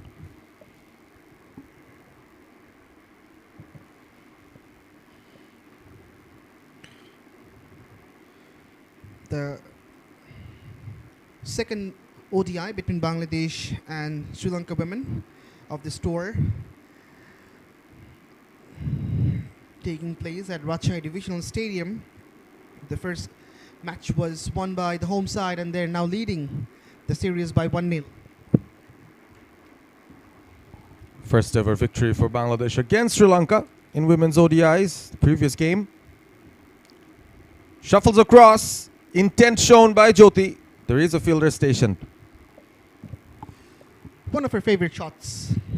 Plays this shot well as well. So now two fielders deployed, one at square leg, another one at deep mid wicket to prevent Jyoti from playing this shot. She'll get singles, but of course, for boundary, she has to try harder.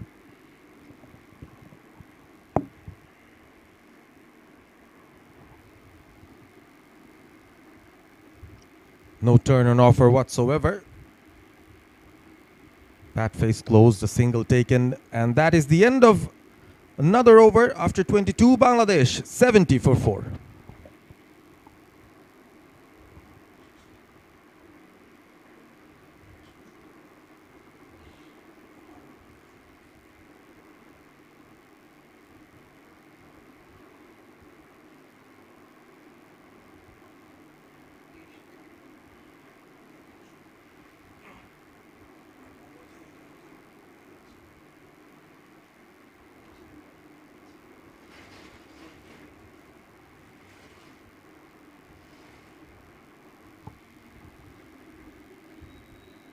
Partnership of 15 of 27, Sharna and Jyoti.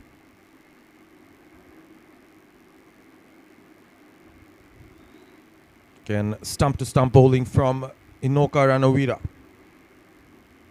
Approaching a milestone herself. Very close to 100 women's ODI wickets.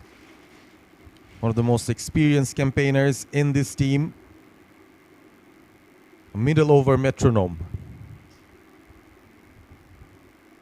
Solidly behind it.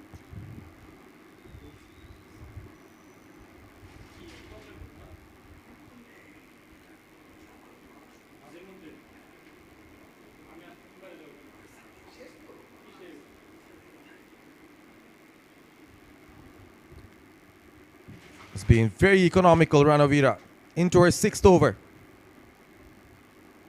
Flighted. And the plan by Sri Lanka to close down those gaps, to keep the mid-off, mid-on up in the circle, has been working. And now they spread out. Fielder sent to deep mid-wicket, deep backward square leg, and a deep extra cover in place as well, and a long off. So 4 fielders out in the deep, anticipating something big from Sharna. Change of angle. Easy single, just wide of the mid-on fielder, slight fumble, but the batters won't take a risk. The current run rate just above 3, so it's been a slow start, a cautious start, and the fall of wickets doesn't help.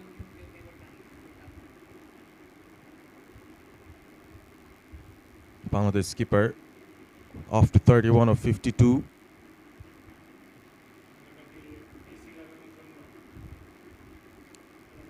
Good fielding. They've been very active in the field, very motivated. especially the kind of finish they had in the previous game, almost pulling out an impossible comeback.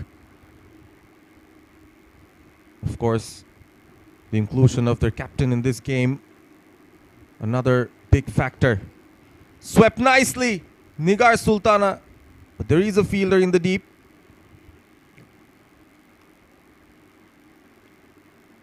Just a single and end of another over. Just the 2 runs of it. After 23, it's 72 for 4.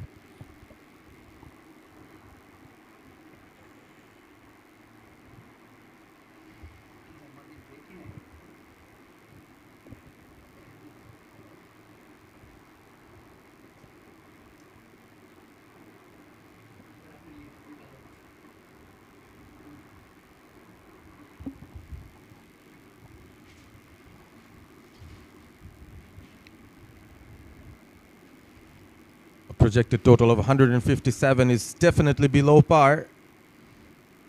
But are Bangladesh willing to take that risk to up the tempo? Straight back to the bowler. 𝗂𝗃𝗄𝗃 is the new bowler in, and someone who's also joined me just beside, having some fruits, had his hydration break as well. 𝗬𝗏𝗂𝗃 Hussain Sami, welcome back. Thank you so much, 𝗂𝗏𝗃𝗄𝗃. It's been, we're heading towards to the 24th over. Bangladesh have managed to score 72 for 4. It's been tremendous hit over there. The northern belt of Bangladesh, Rajshahi. I was checking the weather forecast that the temperature would mount up to 40 degrees Celsius today. Making it harder for them. Cheeky improvisation from Jyoti doesn't work out. I think on the route, it just hugged Nigar Sultana Jyoti onto her gloves. Tried to make the improvising. It was tossing it up towards the right-hander. She tried to play the paddle, the reverse paddle.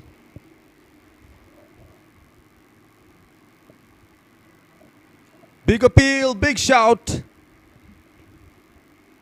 Finger not raised this time, probably sliding down the leg side. I think it was beaten in the air, Nigar Sultana Jyoti, enforcing by the bowler to come forward. It was the deviation and the movement that actually caused harm to Jyoti. She's batting at 32, conceding 58 deliveries. 4 fielders in the deep for Jyoti, probably asking her to pick up the single so they could attack the new batter, relatively new Sharna. This has been a very good over so far. 5 dot balls, just 1 to go. We've seen a few maiden overs in this innings already. And 𝗂𝗃𝗄𝗃 ends well. So halfway, almost halfway, after 24, 72 for 4 Bangladesh.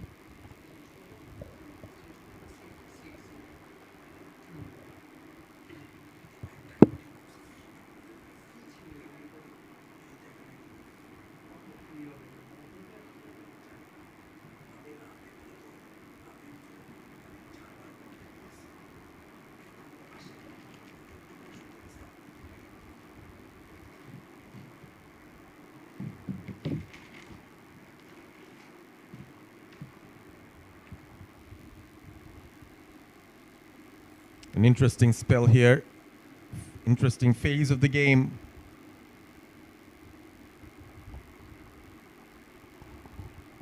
Slapped straight over the top. This is Sharna Akhtar for you. She goes downtown, goes over the fielder's head. That's the boundary purchased. Sharna Akhtar, she's been very much prominent of hitting those kind of boundaries. Just have a look at the replay.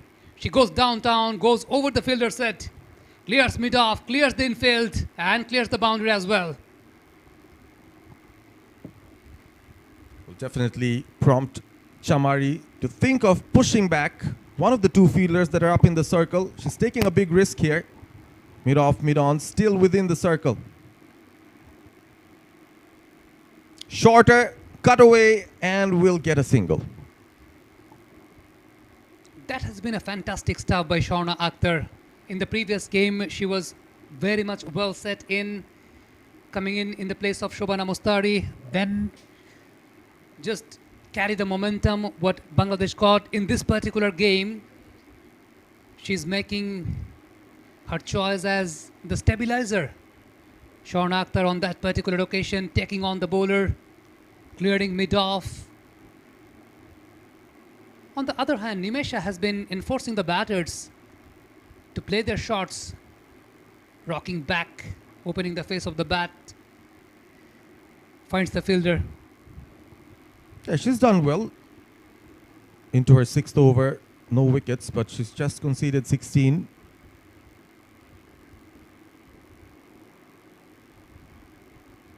Again off the back foot. The ball was tailing in, but again, an outside edge that might fetch Jyoti a boundary. Valiant chase, and she falls off. I think that was deliberately played by Nigar Sultana Jyoti. As soon as she realized that the ball was above the eye line of her, then she rocks back and then executes the shot properly. Just have a look at the replay. Rocking back, making the room for herself, deliberately played towards third man. There was a chase on for the fielder, but at the very end, she was not able to get onto it. 4 runs for Nigar Sultana Jyoti. Back live. And she picks up a single. Intelligent batting from the Bangladesh skipper. That's the end of over number 25. 82 for 4 Bangladesh.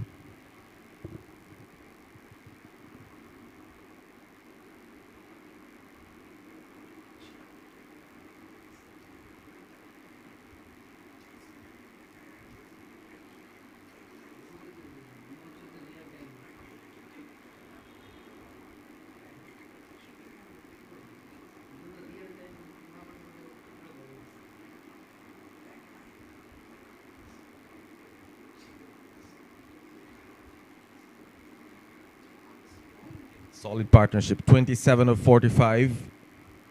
Seeing a bit of light at the end of the tunnel here. Bangladesh has been a tough battle for the batters. The wicket hasn't done a lot. Has to be the batters to just stay there, play their natural game with the straight bat. Gets another single. Now, interesting field set up by Chamarata Patu. 4 fielders on the boundary on the onside. There is a long on in place along with a deep mid wicket and also the deep square for Nigar Sultana Jyoti. Definitely allowing the batter to purchase the singles. On the other hand, for 𝗁, there is a fielder at deep covers on the offside. Risky ploy, flights it in, but down the leg side. 𝗁 obliges and picks up another boundary. That's brilliantly played. Brilliant execution of shots.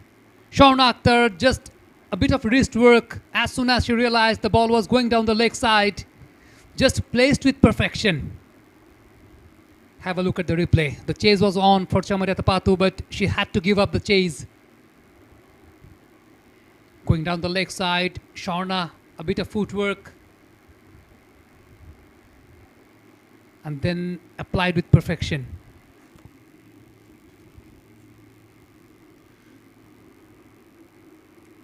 Oh, a bit risky there from 𝗁 Akhtar.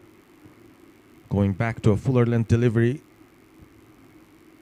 It's interesting to see how the Sri Lankan captain has started to read what the batter's strengths and weaknesses are. For Jyoti, it's predominantly fielders in the deep on the leg side, but for 𝗁, they actually keep a protection on the offside as well. Brilliant ball, big appeal, finger raised. Another one bites the dust. 𝗁 gone. She was trying to play across, trying to play the wrong line, wrong angle. 𝗁 Akhtar on that particular occasion tried to whip the ball away towards mid-wicket, but deceived, actually deceived by the flight and the deviation. Number 5 goes down for Bangladesh by the grace of 𝗂𝗃𝗃. 𝗁 Akhtar, she has to depart on 16 of 21 deliveries. It's 87 for 5 Bangladesh.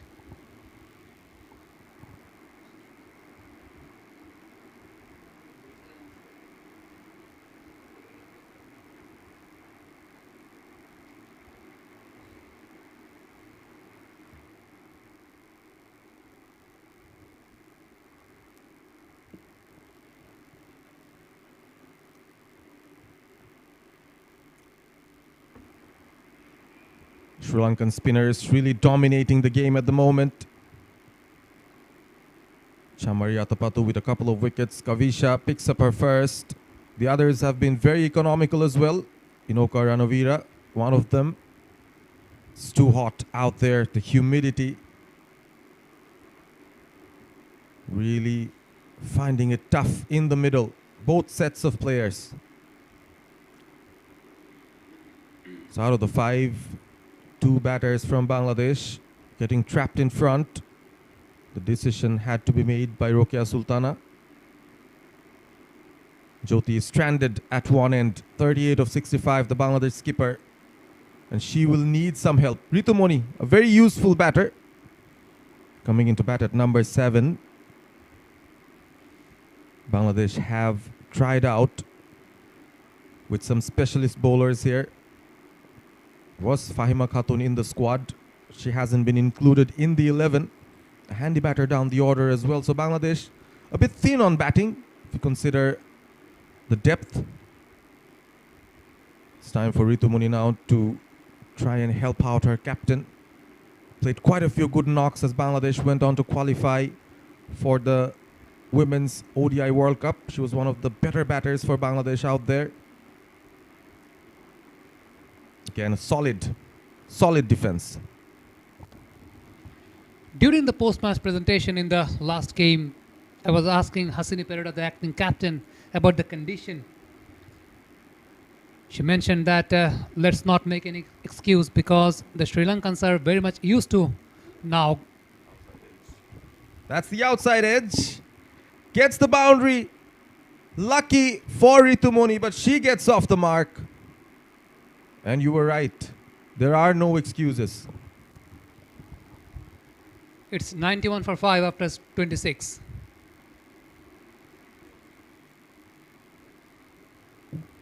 Was a genuine nick. Kavisha just fell off. Almost pleading. A slip fielder could have been very handy for the new batter. Lots of runs being scored through the third from the Bangladesh batters. A few outside edges, a few deliberate shots. Batters playing for the turn, but it's not there. The run rate has improved a bit, 3.5 to the over. But at the moment, they don't have the luxury of thinking of the run rate itself. They just have to survive and play out the 50 overs and maximize whatever runs they can get. And of course, being a first division player yourself, within the game, you always have to keep on recalibrating what your end total should be. Definitely. Right now, Bangladeshi batters, they have to go through a rebuilding procedure. The partnerships are not there. In the previous game, we have seen a couple of big partnerships in the middle by the grace of Sharmin Akhtar and also Shobana Mustari, followed by another big partnership featured by Sharmin Shupta and Shaun Akhtar, in fact. Right now, Madara has come back, picked up a couple of wickets at her first spell, conceding just 13 runs.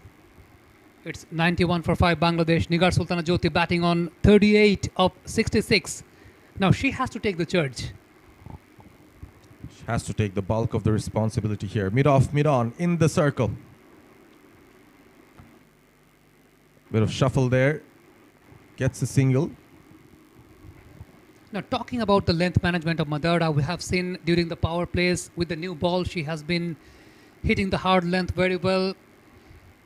By the grace of those inward movement, it was very much containing and the pressure was mounting up during the power plays. But now, when she's bowling into the mid-overs, the stock length has been changed. She's trying to pitching it up. 𝗃𝗺𝗧 on strike. Floats that in. The drive slightly aerial, but finds the gap. No one in the deep. Boundary number 2 from 𝗃𝗺𝗧's bat. That's a brilliant shot. Brilliantly executed.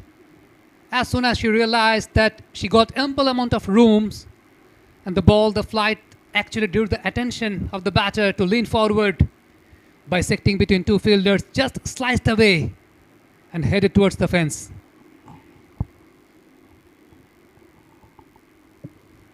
Absolutely. Opening the face at the last moment there, 𝗃𝗠𝗠𝗎, to find that little gap between backward point and cover, and prompts a change in the field as well. This is good batting from Bangladesh.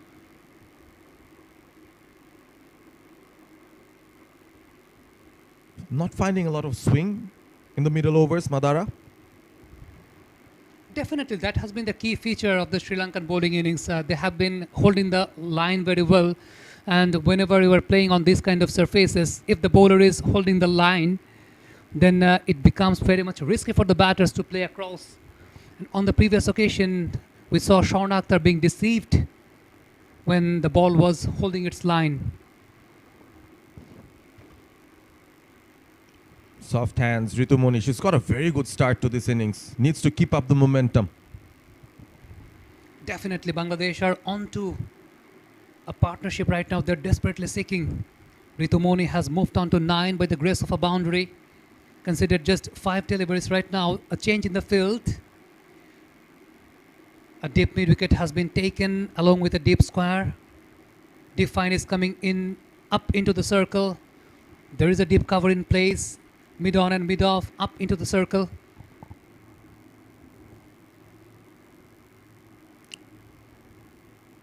Ample gap on the leg side. Jyoti picks up a single. An expensive over from Madara. 7 of it after 27. It's 98 for 5.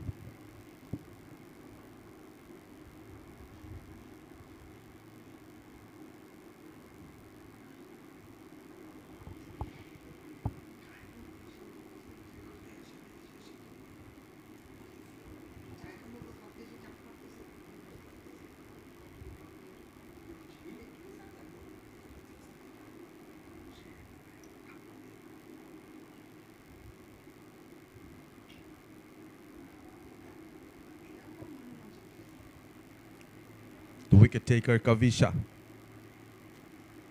𝗂𝗃𝗃 Dilhari.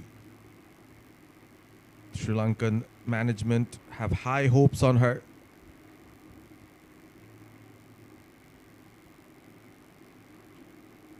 Makes good use of her height. A big appeal one more time. Sliding down the leg perhaps.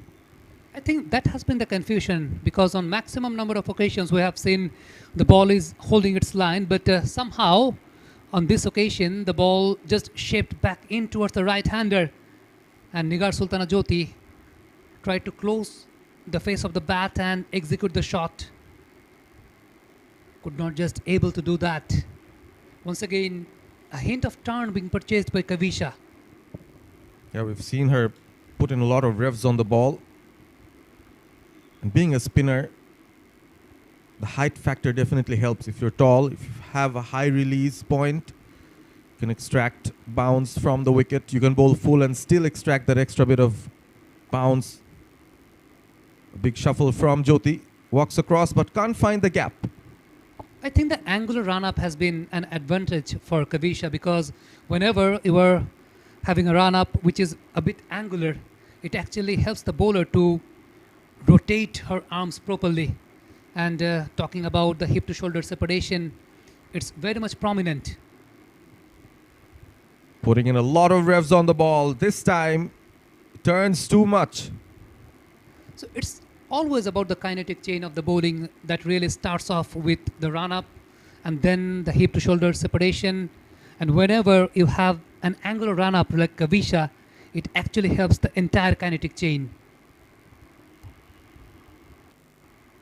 Plays off the front foot this time. 𝗂𝗃𝗃 bowling it fuller. 100 is up for Bangladesh, conceding 5 wickets. Just a single run being purchased from this particular over. We have been talking about the bowling biomechanics of 𝗂𝗃𝗃. I can remember Rishad Hossain, when he came to the side of Bangladesh national cricket team, he used to have a straighter run-up, but straight from the Mushtaq Ahmed's textbook. I think right now we have seen Rishad Hossain going angular, and that really helped Rishad Hossain to purchase those amount of turns right now he's been purchasing. Some nice insights there. Another slide appeal. slip fielder in place as well, just to play with the concentration of the batter.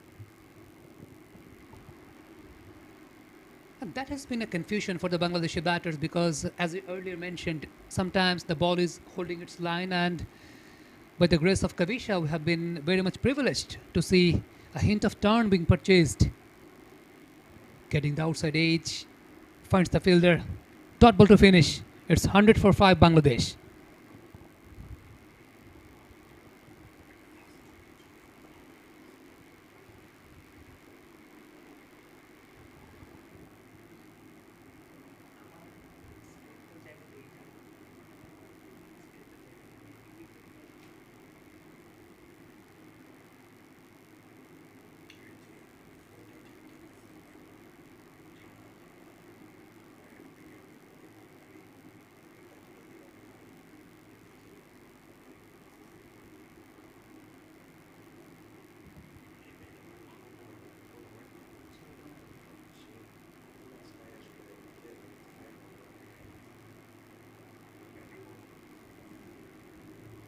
Madara is back.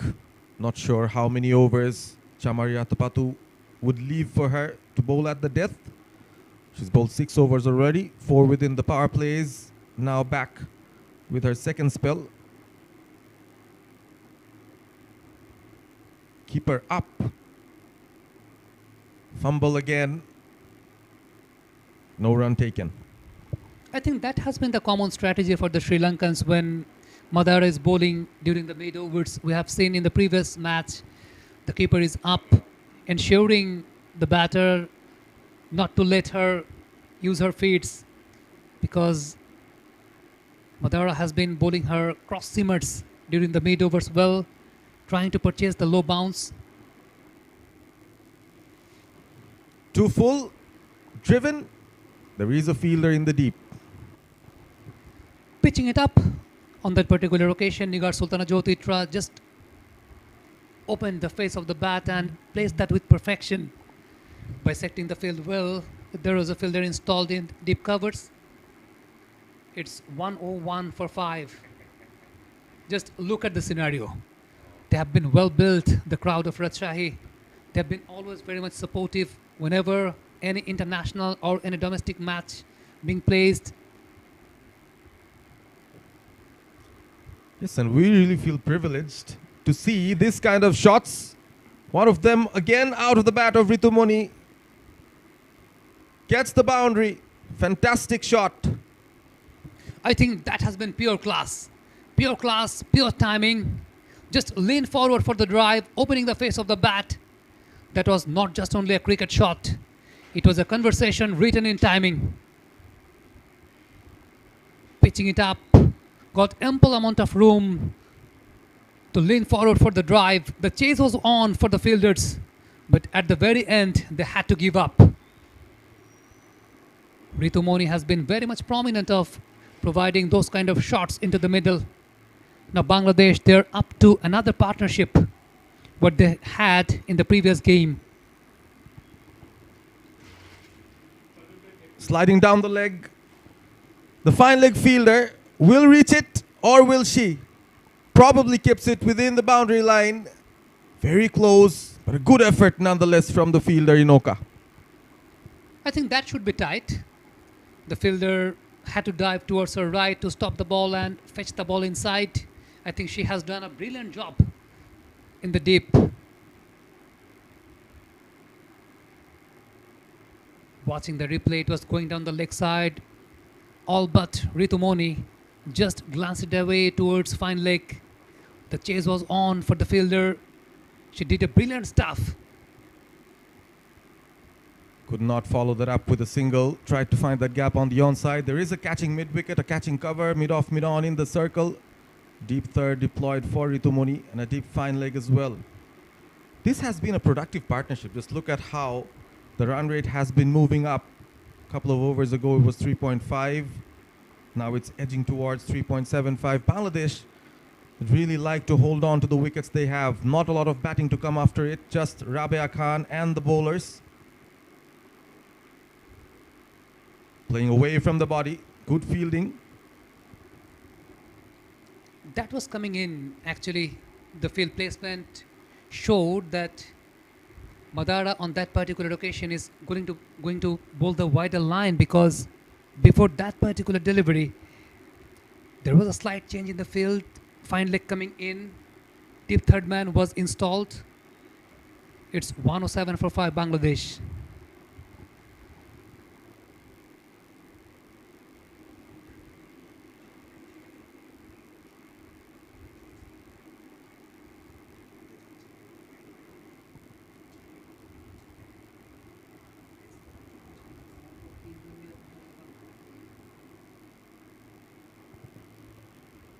Fifth straight over for 𝗂𝗃𝗄𝗧.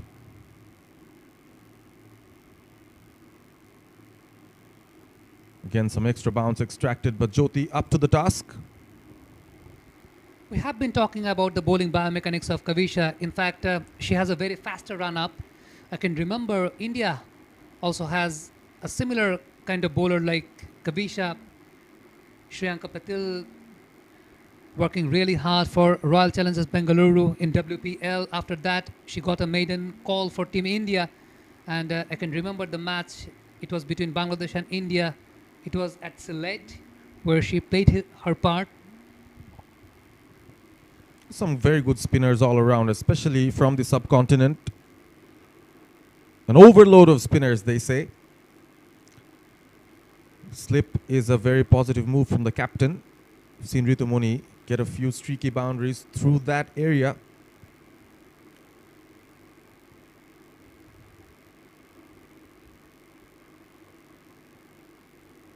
Again, very good line. Pitching outside off, turning in sharply. Talking about the evolution of modern day cricket nowadays, in white ball cricket, spinners are very much dependent on the drift and also the speed. It has been a turning factor, a game changer for the spinners. Slogged away, slightly agricultural from 𝗬𝗺𝗧. Picks up the single. I think that was the teasing one from the spinner, because on the previous occasions we have seen 𝗂𝗃𝗄𝗧 maintaining the flatter trajectory, but on this particular occasion she was trying to tossing it up. So that really enforces the batter to play across the line. Playing a solid hand here. Nigar Sultana Jyoti beats the fielder at mid-on, walking for a single, trying to conserve energy. Definitely they should keep the scorecard ticking. Just 3 runs from the over. They have reached on to 110 for 5 by the grace of some brilliant knock by Nigar Sultana Jyoti, batting at 44 of 76. I can remember the innings in the World Cup where she scored a half century against Sri Lanka. That really ensured the close one for Bangladesh. Right now picks up the single on regular intervals. After 30, it's 1-1-1 for 5.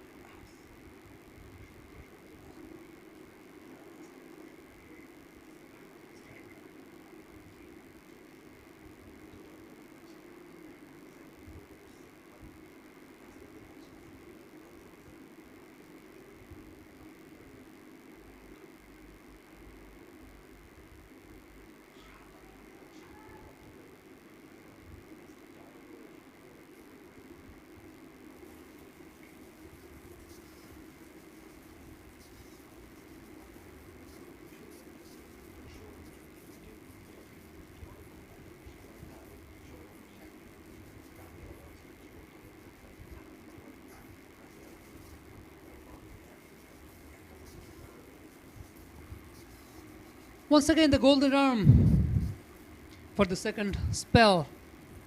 During the first spell, she managed to pick up a couple of wickets, conceding 21 runs for her 2. Chamureta Patu, on the previous occasion when Bangladesh met against Sri Lanka during the World Cups, she managed to pick up 4 wickets, ensuring the victory of Sri Lanka over Bangladesh. Lots of experience on her bag. Flights that in. We've talked about how experienced Chamureta Patu is. Over 4,000 runs in women's ODI. Top run getter for Sri Lanka. The second best is 2000. So that's how far she is. She's got a score of 195 as well in women's ODI cricket, which is the second highest individual score. So she has been the one that stands out, that has led the team for so long. Wide of the crease, high in the air, catch taken. 𝗵𝗺𝗬𝗂𝗽𝗵𝗂𝗍. And I leave it up to you to say why Chamari has the golden arm. Comes in, picks up a wicket straight away. That has been the concerning factor for the Bangladeshis. Every time 𝗂𝗧𝗏𝗂𝗃 bringing herself in, tossing it up, forcing the batter to play the shot, and all the time the Bangladeshi batters are getting inside the trap. Just like that, 𝗵𝗺𝗬𝗂𝗽 was being enforced to play the shot. On that particular occasion, finds the fielder, tried to take the aerial route, did not get the elevation right. 𝗵𝗺𝗬𝗂𝗽 goes for 17 of 18 deliveries. It's 111 for 6. The Nelson strikes.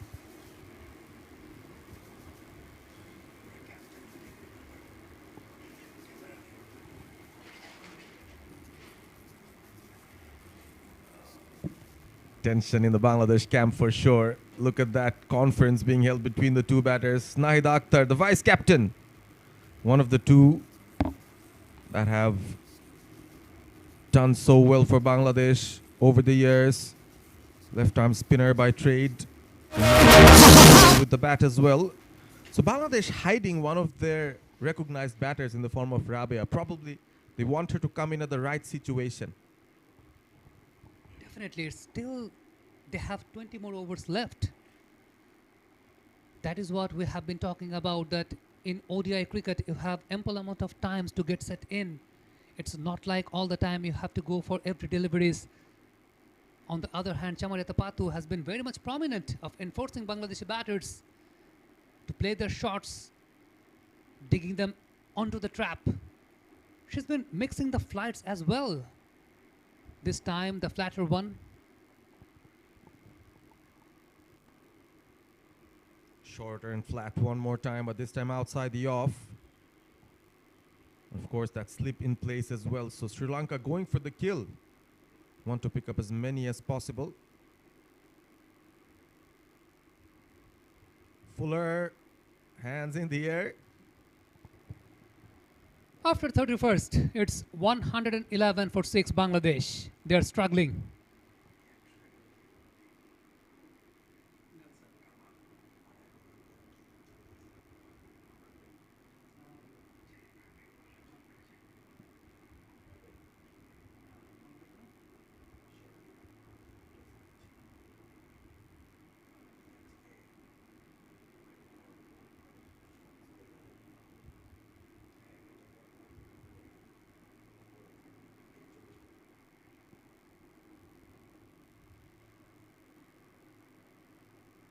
Made it into a low full toss there.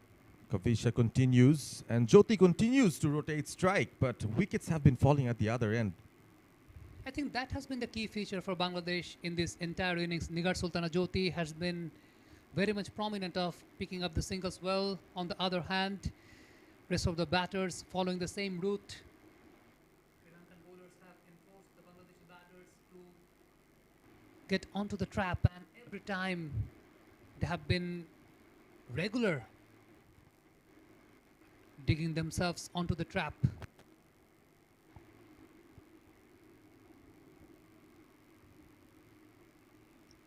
Not much foot movement.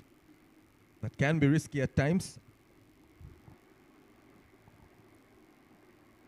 In the post-match presentation, the last game, I asked Nigar Sultana Jyoti about their batting lineup.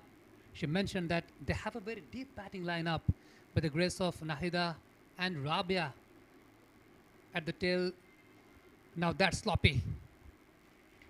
Picks up a couple of runs. Nahida Akhtar is off the mark by the grace of that. 3 runs being purchased from this particular over. Off the mark, Bangladesh vice captain.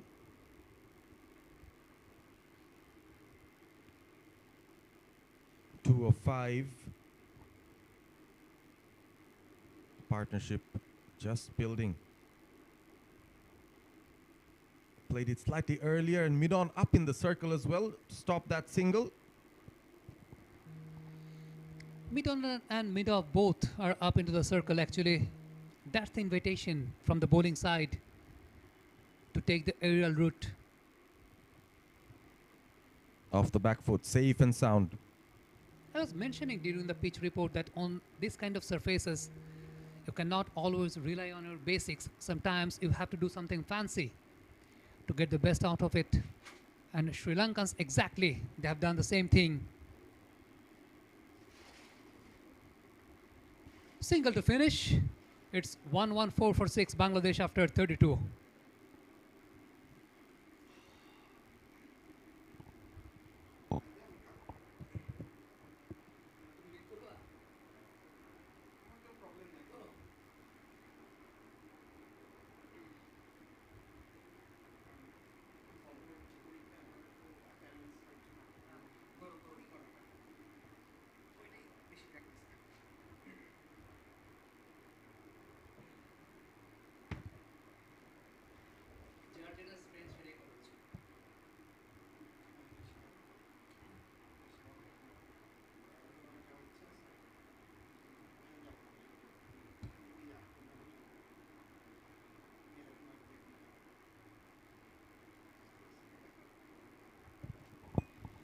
Change in the com box.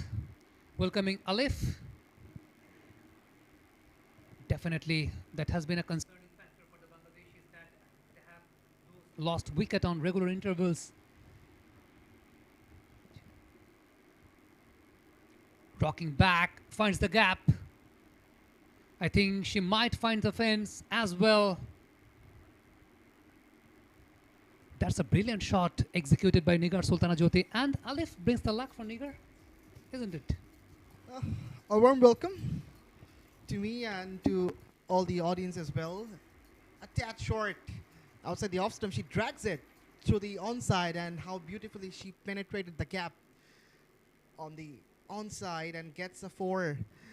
The Bangladesh skipper is the lonely warrior for the team this far. Nigar Sultana-Jyoti batting on 49. And it's straight to the fielder. The current partnership is 7 from 12. She has been mixing the length very well, Chamarata Patu. On the previous occasion, it was tad short. This time, once again, flighted, tossed it up. Anticipating the length very well, Nigar Sultana-Jyoti tried to play it late. She was very much watchful.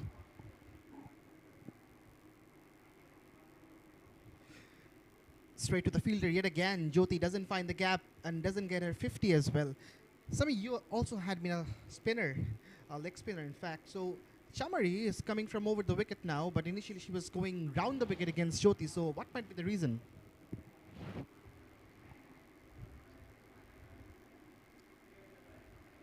I think that has been very beautiful feature by Chamarata Patu, because during the power plays when she was bowling, I saw there was a deep mid wicket in place, and along with a long on, only 2 fielders were allowed outside the 38 circle. So that was the moment she was trying to enforce the batter to go over the top onto the offside, and that was a ploy set by her. That was some kind of attacking approach by the Sri Lankans from the very early stage. They have been very much disciplined according to their line and length, but sometimes they kept doing something fancy, which actually brought the wickets. You can see first 2 wickets was being purchased from the wider lines, and after that Chamarata Patu came in and she also maintained the similar line to deceive the batter. 50 in the meantime for the Bangladesh skipper Nigar Sultana-Jyoti, 50 from 83 balls, and she is playing a stellar of a knock here at Rajshahi. 𝗂𝗃𝗃 is back in the meantime. Shuffles across again, drives it, but straight to the fielder. I think she has been looking for the sweep shots. There is a protection installed at the deep square leg and also at deep mid wicket. 𝗂𝗃𝗃 trying to tossing it up. Nigar Sultana-Jyoti shuffling across and trying to go for the sweep shots. That has been an interesting battle between these two. Kept a tad bit low. And you were mentioning that 𝗃𝗍 plays the sweep shot really well, one of her favorite shots. And for blocking that, two fielders have been deployed at deep square leg and deep mid wicket so that she doesn't get the boundary. Use of the feet, and we'll get a single. That is actually brilliant by Nigar Sultana Jyoti, because whenever you have protections on the onsides, maximum number of protections by the bowling side, there is a long on, deep mid wicket and deep square leg. Nigar Sultana Jyoti, she was allowed to pick up the singles. Now she decided that we should keep the scorecard ticking. 120 for 6 Bangladesh. Well bowled. Tossed up. 𝗃𝗍 just blocks it. That has been the key feature of 𝗂𝗃𝗃, maintaining the trajectories, varying the trajectories. On that particular occasion, it was above the eye line. Sometimes she is just tadding it short below the eye line of the batter. End of a successful over. Only a single from it. After 34, Bangladesh are 120 for 6, and it's time for some drinks.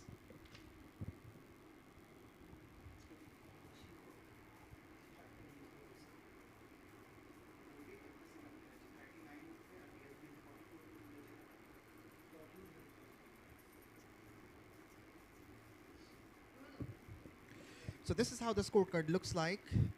Not a big score for 𝗃𝗍. The newcomer, 𝗂𝗵𝗂 𝗂𝗃, was in the middle for a while. Scored 25 from 39. Not in fact 𝗂𝗵𝗂, it was in fact 𝗂𝗵𝗂 Sultana. 𝗂𝗵𝗂 𝗂𝗃 departed for a duck. The star performer. Nigar Sultana Jyoti, the skipper, is carrying the responsibility on her shoulder. 51 from 87. Not a very good outing for Subhana Mustari. Departed for 5. Shorna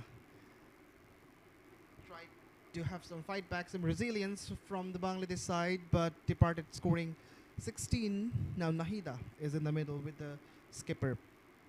6 bowler used this far. Madara got 2 wickets. 𝗬𝗏𝗪𝗪𝗪𝗪, the skipper of the Lankan side, has been the star customer. 3 for 26 from 6 overs, and of course not the most frugal customer. Then again, she has been able to produce 22 dots. 𝗂𝗍 completed 7 overs. 23 for 1 is her bowling figure.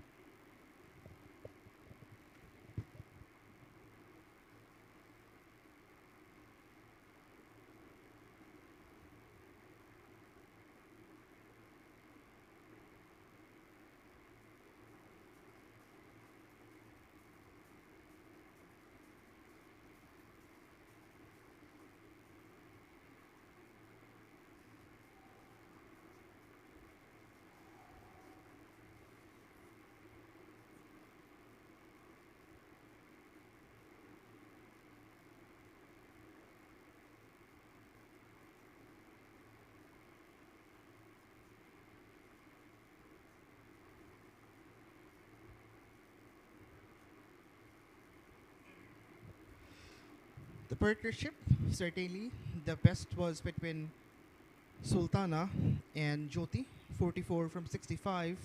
Then 𝗂𝗏 and 𝗃𝗍 showed some resilience and some fight back. 32 from 49. Ritumoni joined Nigar Sultana Jyoti as well. So it's all about the skipper of Bangladesh, who's painted a very bright picture.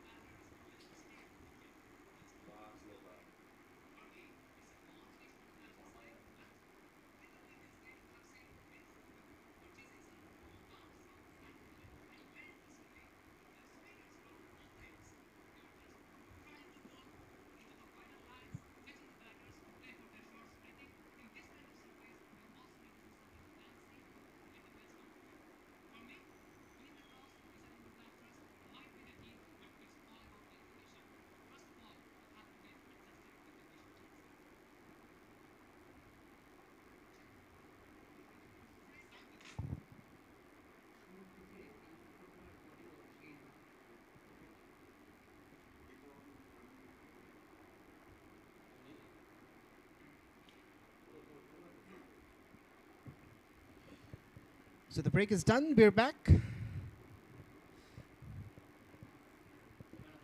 𝗁𝗃𝗃 is back as well. 10 for none. 6 overs bowled. Again flighted. A bit of misfield from the cover fielder will allow the batters to take a single. I think that has been a mixture of caution and aggression by 𝗃𝗄𝗃 whenever she's getting the loose ball, providing the right punishment. But on the other hand, whenever there is a bit tighter contention applied by the bowling side, then 𝗃𝗄𝗃 always very much willing to take the single, keeping the scorecard ticking. On the other hand, Nahida Akhtar, this time trying to provide the support, considered 10 deliveries for her, a couple of runs. That has been the key feature of 𝗁𝗃𝗃. Every time coming around the wicket, enforcing the batter to play their shots, and that has been the entire key feature of the entire bowling plan of Chamarathapattu this time.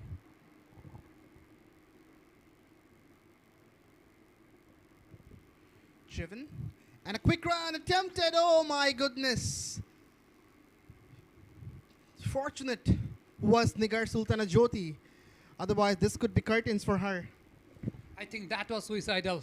That was suicidal at all, because 𝗃𝗄𝗃, she's the set one.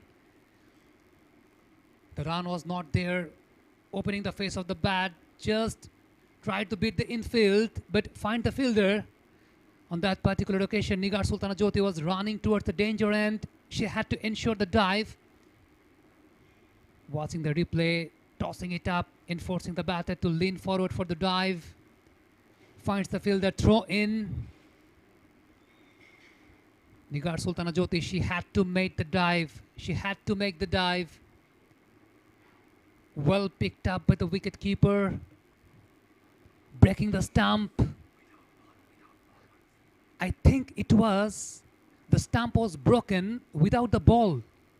The frame from here suggests the wicketkeeper broke the stump without the ball. Once again, have a look from this frame. Throw in. Yes, yes. The wicketkeeper broke the stump without the ball. Disappointment for Sri Lankans. I reckon the throw was too quick, Sami. So we can't really blame the keeper for this mistake. It was really difficult for her to grab and break the stumps. So made a mess of it. The Lankans. Again, a touch of luck for Jyoti, and she needs to make the most of it. I think that has been brilliant by 𝗃𝗄𝗃, ensuring a healthy total for her team. And in one-day internationals, you have to maintain caution and aggression both. She moves on to 53 of 89. Bangladesh moves on to 1, 2, 3 for 6. Edged away. It's racing towards the fence. It will be a long chase. Not enough legs for the ball to reach, but a couple of runs for the home side. Holding the dead defense on that particular occasion, Nahida Akhtar. She moves on to 5, got the outside edge. It was 𝗁𝗃𝗃's a hint of movement that actually ensured a couple of runs for Bangladesh. The ball was shaping away from the right-hander. Last ball coming up.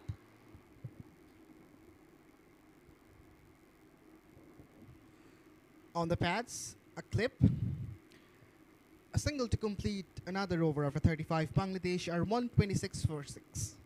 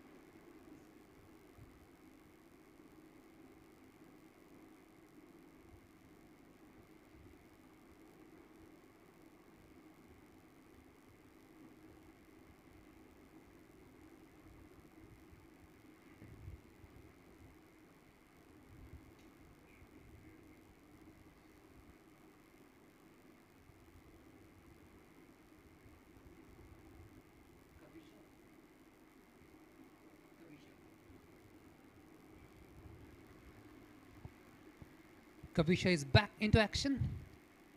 Finds the fielder once again, 𝗃𝗃 Akhtar, conceding 15 for her 6. There is no protection at the deep on the offside.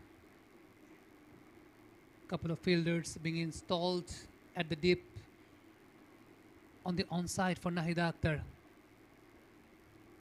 Opening the face of the bat, placing the ball towards mid-off, trying to purchase another single, but this time once again finds the fielder.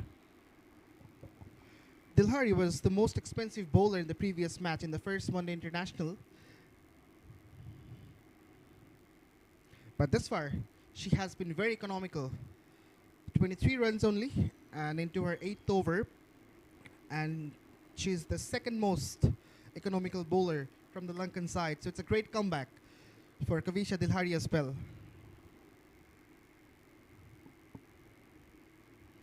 Again, searching for that turn, bowling it outside the off stump.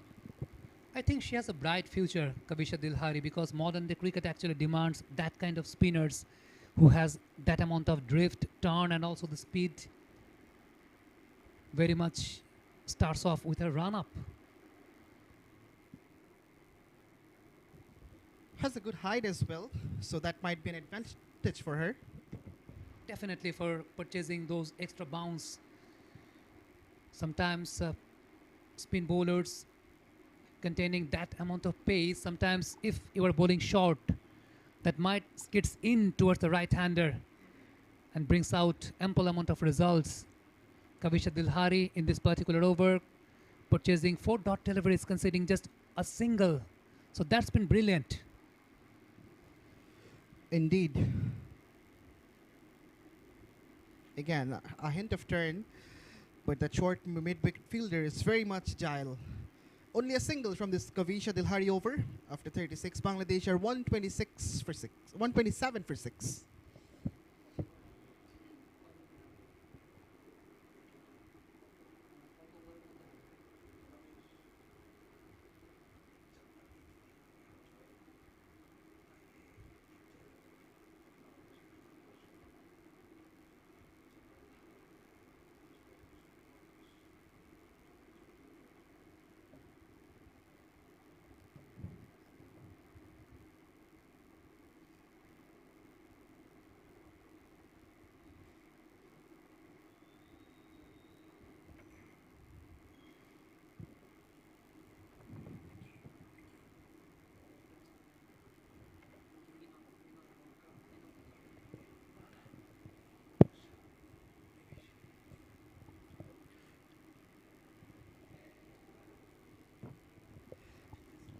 𝗃𝗃𝗃𝗃 is back for her 8th over. She's also very much frugal.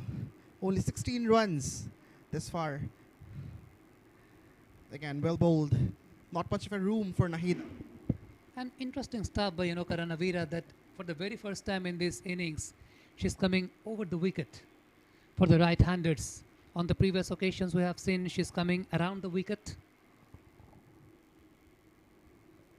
Again, tossing it up.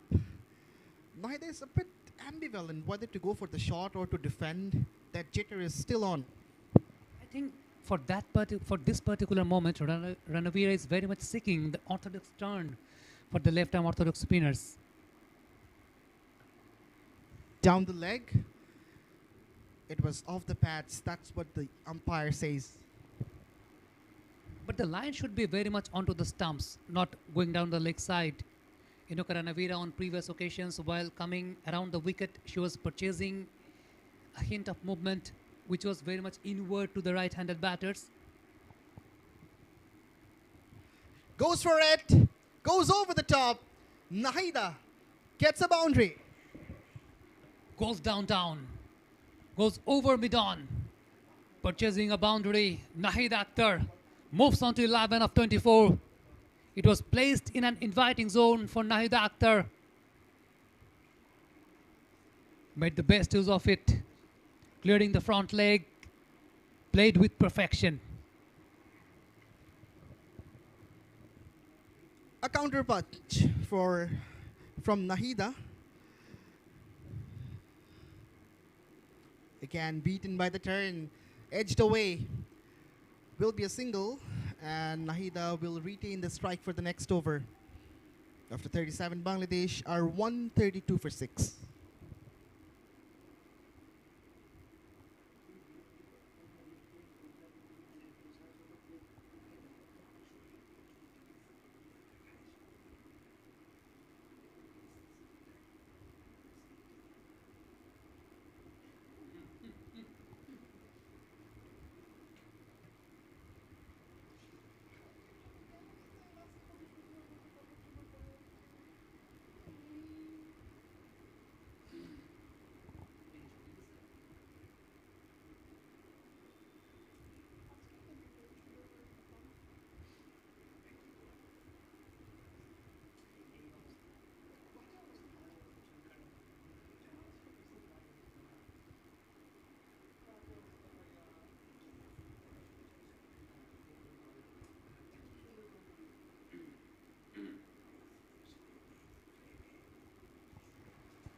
Once again, pace from the combox end.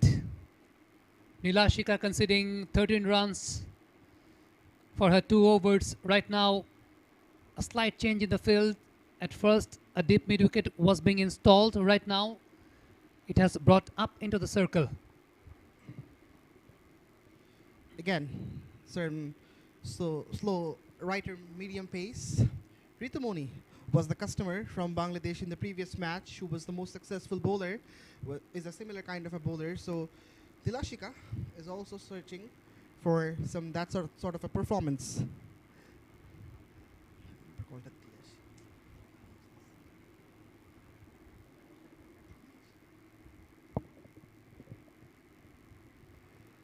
Straight back to the bowler. In the morning, while I was observing the pitch, from the batting crease to 5 meter, the grass layer actually started. So it was all around the surface, and on the previous occasion, we have seen 𝗃𝗺𝗃𝗃 purchasing low bounce from the back of a length, and that is the exact thing what 𝗃𝗃𝗃𝗃 is trying to do right now. Look, holding the length back, holding the line as well, targeting the stump, trying to purchase the low bounce which can deceive the batter. 𝗃𝗃𝗃𝗃 on this particular occasion just try to make the room and play the shot through the covers, but once again finds the fielder. 3 dot balls at the trot. Pressure is mounting on 𝗃𝗃𝗃. She's eating up dot balls, and a bit of change now in the field. The short mid-wicket has been pushed back to the boundary.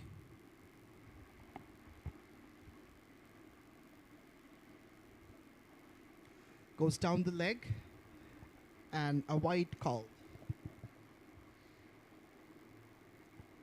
Pressure is mounting up. As Alif mentioned that they have conceded a lot of dot deliveries. 𝗃𝗃𝗃𝗃 trying to make a partnership, trying to build the innings with Nigar Sultana Jyoti, conceding 28 deliveries for her 12.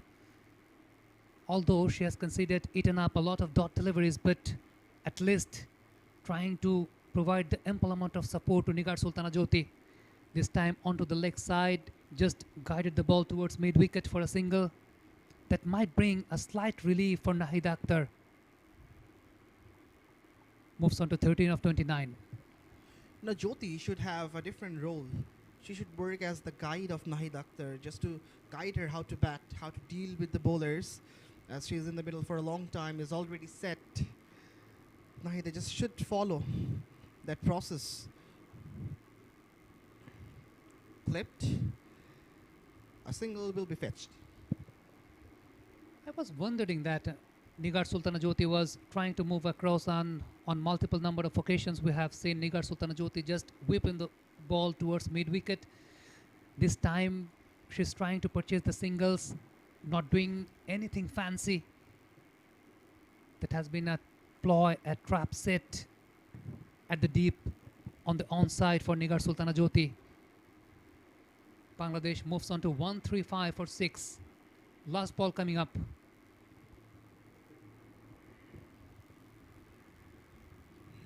That's in the gap. 2 fielders chasing. In fact, after converging, they got it. So a couple of runs to complete the over. After 38, Bangladesh are 137 for 6.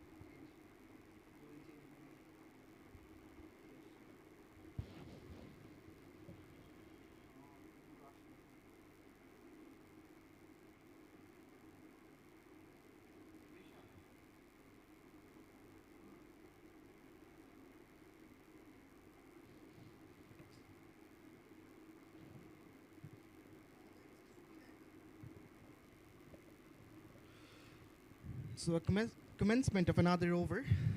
It's 𝗬𝗫𝗃𝗃 is back.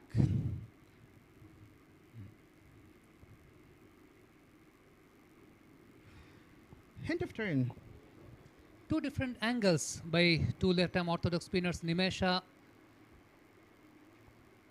On this particular occasion, we have seen her bowling from around the wicket, trying to nip the ball back in towards the right-hander. This time, ample amount of room being provided for the right-handed batter and forced her to rock back and place the shot with perfection towards covers.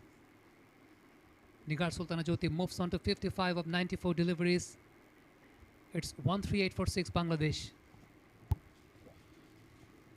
Certainly the most successful batter of the side, Nigar Sultana Jyoti, has played so well, but not much of a support from the other batters. Slightly edgy, no mid-wicket fielder, hence a single will be picked up. That has been the key feature of Nigar Sultana Jyoti. Every time she searching for the opportunity to place the ball at the right place. She moves on to 55 of 94 deliveries. The projected score says if Bangladesh can maintain the same pace, they can reach up to 180. That's been brilliant by Nigar Sultana Jyoti, ensuring the singles all the time, trying to maintain the pressure over the bowlers. But on the other hand, she was lag behind of getting a partnership. But by the grace of Nahid Akhtar, this time a little partnership has been built. A dot to complete another over. 3 runs from it. After 39, Bangladesh are 140 for 6.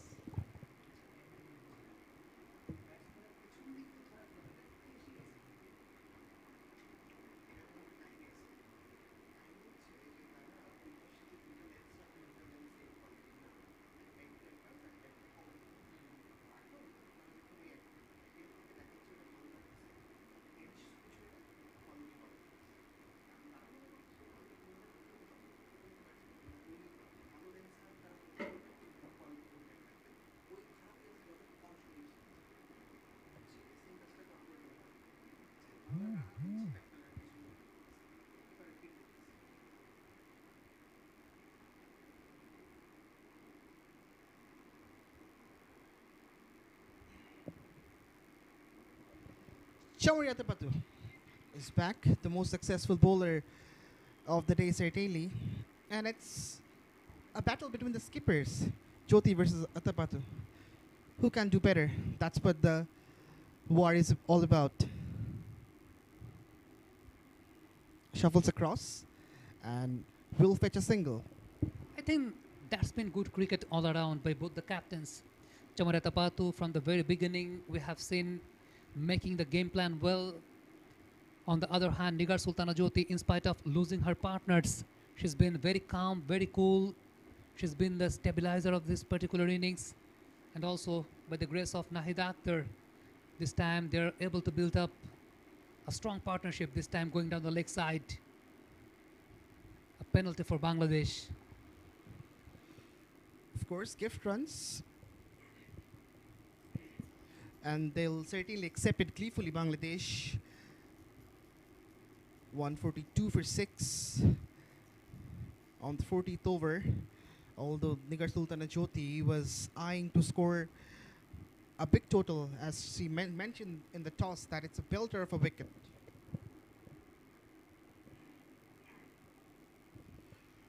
Pulls it wide outside the off stump. That has been the attacking zone for 𝗃𝗃𝗃𝗃. Every time trying to toss it up towards the right-hander, pitching it just onto the hitting arc, enforcing the batter to play the shot. That's brilliant cricket by Nahida Akhtar. In spite of being the lower order, Nahida Akhtar is not going for every deliveries, is not taking on the bowlers all the time. And also picking up the lengths very well.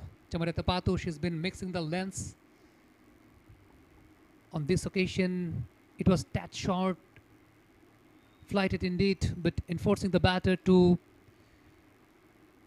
draw from out of the crease. That has been the turn and the deviation that actually bitten the batter. End of another over. It's 1 for 2 for 6 Bangladesh.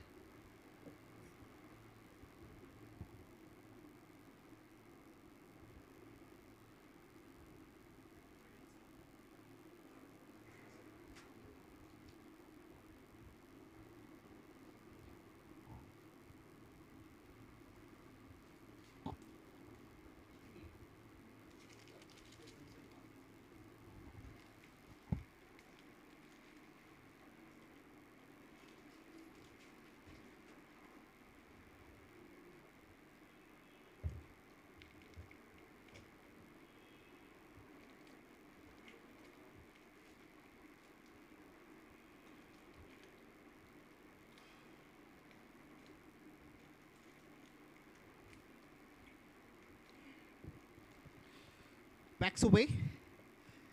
Goes through the onside for a single, does Nahida. So it's good to see that both the Bangladesh batters are getting the singles as much as possible. As the boundaries have dried up, they should be eyeing for the singles, and when the looseners come, of course, they will love to take the advantage of those.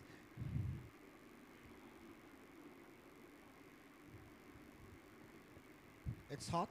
It's so humid out there in the middle. So this will pose an extra challenge. A quick single in the meantime, but Jyoti was really fast to reach the crease. I think cricket has been an easy game from the com box. We have been talking about the temperature. Right now it's 36 degrees Celsius.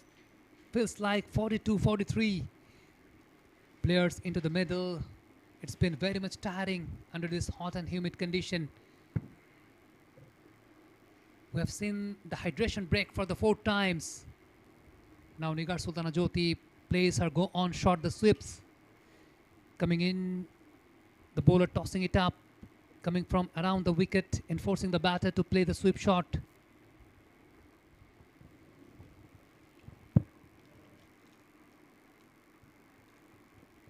Oh, appeal and the finger raised. That's the biggest wicket of the day. 𝗃𝗃𝗃𝗃, the Bangladesh skipper, has to take the long bug back. And it's Nimesha who gets the big fish. I think that has been the over caution applied by 𝗃𝗃𝗃𝗃. Watching the replay, it was flatter in trajectory. It enforced 𝗃𝗃𝗃𝗃 to rock back and execute the shot with soft hands. Got the outside edge and into the gloves of the wicketkeeper. 𝗃𝗃𝗃𝗃, a disappointing stuff after a brilliant knock. She has to depart. Number 7 goes down for Bangladesh. 𝗃𝗃𝗃𝗃 goes for 58 of 100 deliveries. She did all the hard works. But when it was high time to accelerate the run, Bangladesh were lagging behind Sri Lanka. 𝗃𝗃𝗃𝗃, she has to depart by the grace of some brilliant bowling by the Sri Lankans. It's 144 for 7 Bangladesh.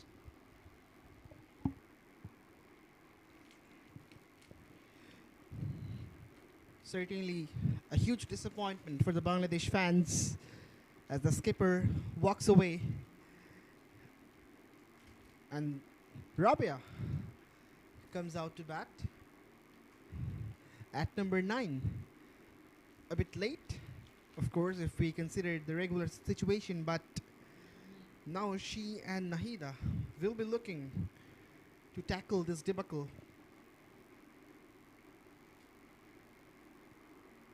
The current rate is 3.54.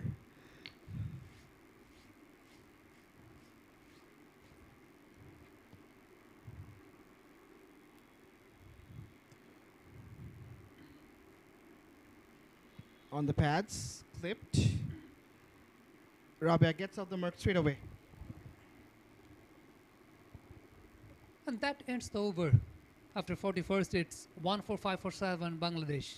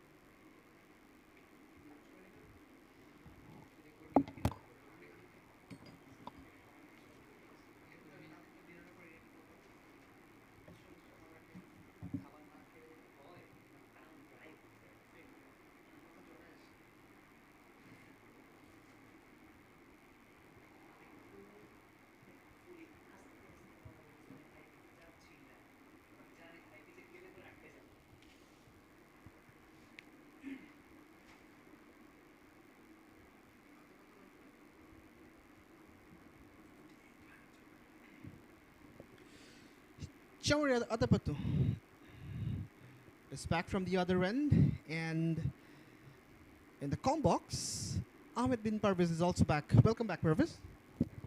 Thank you very much. Death overs. Final power plays in this innings. Swept. Risky. Falls into no man's land and finds the gap there.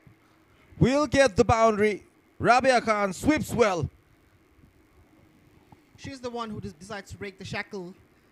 Was down on her back knee and it was swept well. Slightly edgy, perhaps had a bit of top edge, yes. Slight edge, but fortunately it went over the head of the short fine leg fielder and was away from the deep backward square leg fielder too. 4 runs for Rabia. She's done well. Good start for her. Sweeps again, big appeal, full enough. Oh, disappointment for Chamari Atapattu. Was so certain it was hitting the stumps. The umpire gives it a not out. Some cold eyes from Chamari. That was very full, very close. Rabia going for the same shot. Change of pace as well. It was a very quick delivery. Rabia was beaten by the pace and was late to react. Short, almost like a medium pacer, but she obliges. What a shot, what a result for Rabia. Another boundary. Very nicely executed.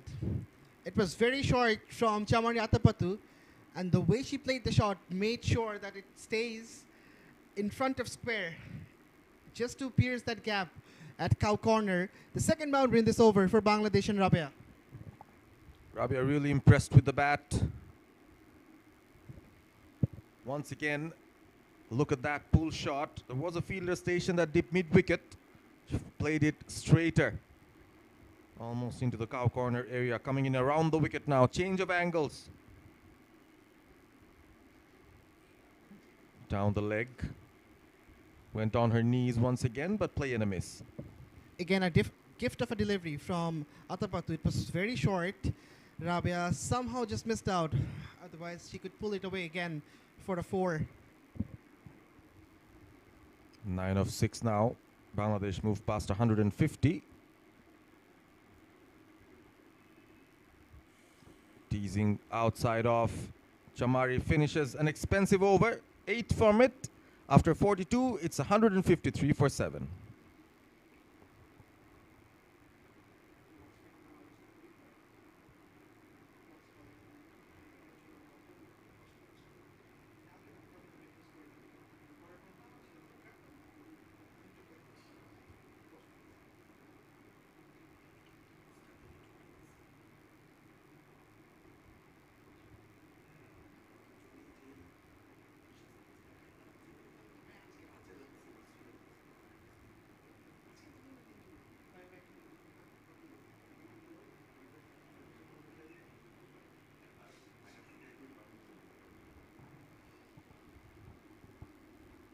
Nimesha is back, very young into this team, but she's impressed and given a lot of responsibility, bowled with the new ball within the power plays, and now at the death,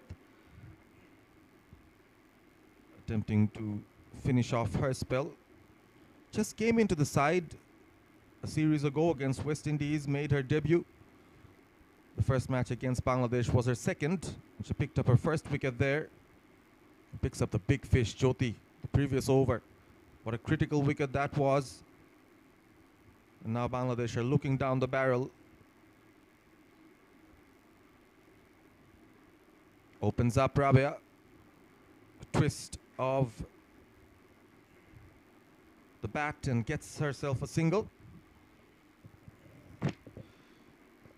Has been a disappointing day for the home side with the bat in hand.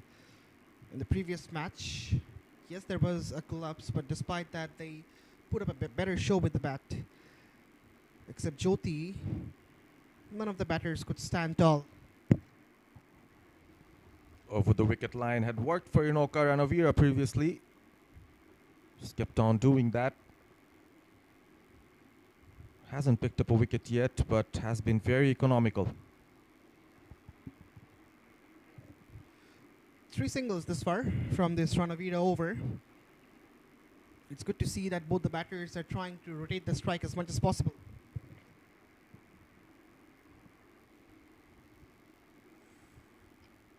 Are they eyeing something around 200? Is that possible? It will be a daunting task because Rabia and Nahida, none of them are more known for their batting prowess. 7 overs to go after this, so yeah, it's going to be difficult. What can make it easy for them is something like this. Overcompensates down the leg, wide signaled, extras added to the scorecard. Rabia's best of 43 not out after 28 deliveries came in the World Cup against England. Really impressed with the bat.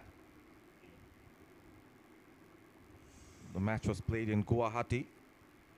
Came in at this sort of a situation. Did not look like Bangladesh could go 150, but ended up scoring a score of 180 plus, all thanks to Rabia's exploits with the bat. She can hit some big shots.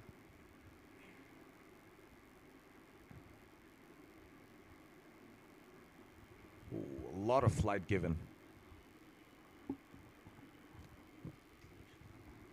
That's the end of the over as well. Rabia keeps strike.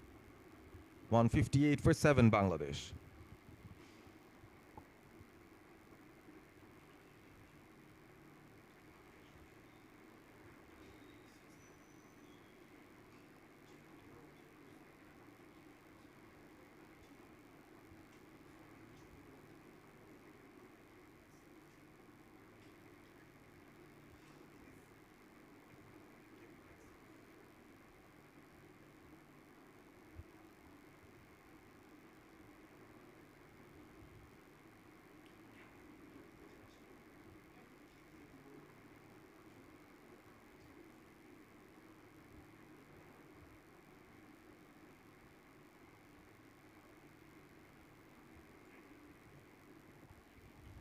Madara with her 8th. Chamari has kept 3 overs for the death. Sri Lanka should be looking to wrap this thing up. Anything under 200 would be a chaseable total in this wicket. Goes for the Yorker. Good fielding as well off her own bowling. And good cautiousness from Nahida as well. Placed her bat, otherwise this could be a question that whether it's a run out. Yes, of course. We've seen a similar situation in the previous game. Deflected off the fingers onto the non-striker's end. That was a good Yorker. Nicely dug out by Rabia as well. Long on the boundary. Full off the mid of the bat. Good fielding as well. Save the boundary. Although there is a sweeper cover at the deep. But Madara has bowled exceedingly well. Couple of early strikes, and that has really put Bangladesh on the back foot. Again a drive, again deja vu. Drive has been an auspicious shot in the previous match. 52 runs came from this particular shot from both the sides batters, Bangladesh and Sri Lanka. So driving on the up will be one of the key options for the batters of both the sides. Goes for it a bit harder, but still can't beat the fielder. Very proactive is the fielder at short cover. On the previous match, Rabia was standing in that same position, and she was also agile. Saved so many runs for Bangladesh, but again, it's turning out to be a very good over for Madara. 4 dots on the trot. Rabia is on the back foot. And has to stay on the back foot on that occasion. It was shorter. Single, going for the second. Rabia pushes for it. Makes it easily in the end. Excellent piece of running between the wickets from Rabia and Nahida. She's fast. She's vocal. And good presence of mind as well from both the Bangladesh batters. The score moves up to 160.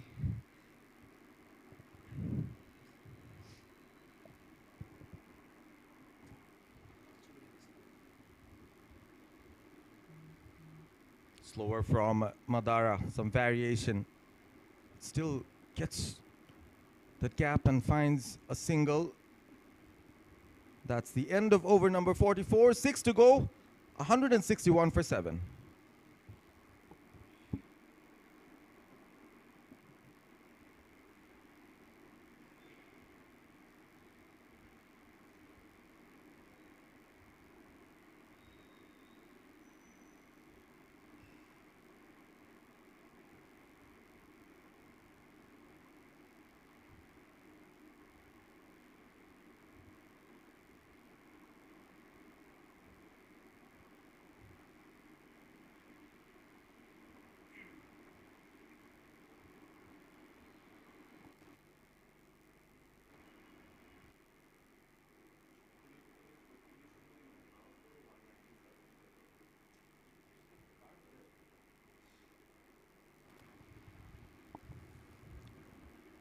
Projected total 183. Going at this rate, Bangladesh probably would want to push towards 200.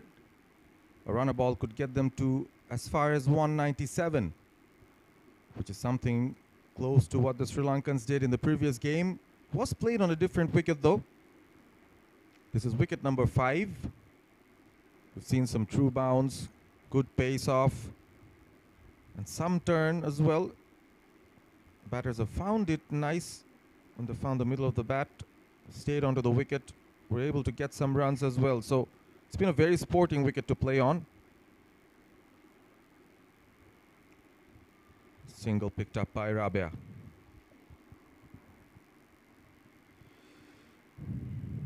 Rabia Khan was born in March 11, 2005 in Borishal, 21 years of old, an all-rounder from Bangladesh. Bowls leg spin and can be very handy with the batting hand. Has played 32 matches in international cricket. And she's bowled well in the previous match too, Parvez. She's a really unique leg spinner. Well bowled. Big shout. Finger goes up one more time. Another Bangladeshi batter has to walk off. Trap leg before. Rabia's exploits come to an end. Commentator's curse, perhaps. An armor was coming back in with the arm. Rabia missed it, struck on the pads. Not the loudest of appeals from the bowler, but the umpire took a bit of time and then slowly, very slowly, she raised her finger. So that's the end of Rabia Khan. Another blow for Bangladesh. It's 163 for 8.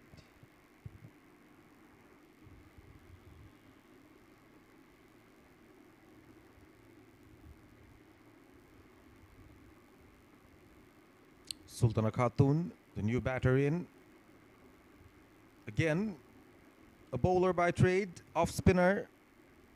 Comes in as the number 10 batter for Bangladesh. Team in a bit of trouble here. Nahida needs some support from the other end.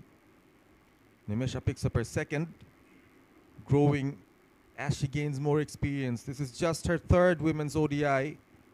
She's already shown a lot of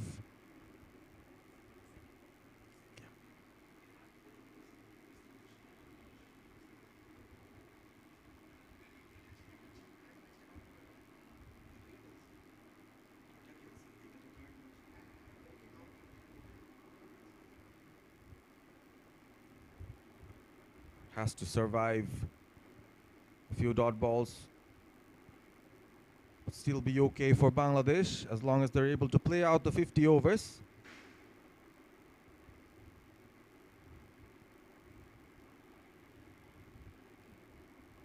Survival mode on for Bangladesh at the moment. Well, they're staring down the barrel now after losing the 8th wicket. Now, Nahida is someone who can be relied on. Ariel could be an opportunity. That ends another over. This one goes to Sri Lanka. Just the 1 run and a wicket as well, as we have a look at the almost an opportunity for Sri Lanka, and Nimesha was pushed. A good diving effort there. Ball just did not reach onto her hands. So 5 more overs to go. Bangladesh 163 for 8.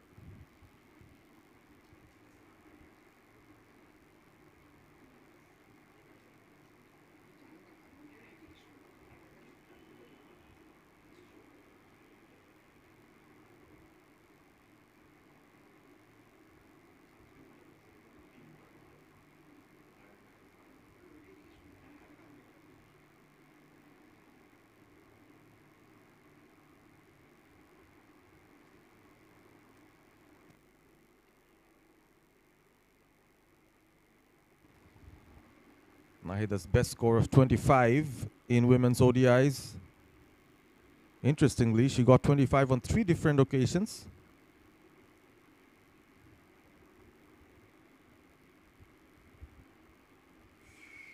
Again, well bowled, and the finger goes up.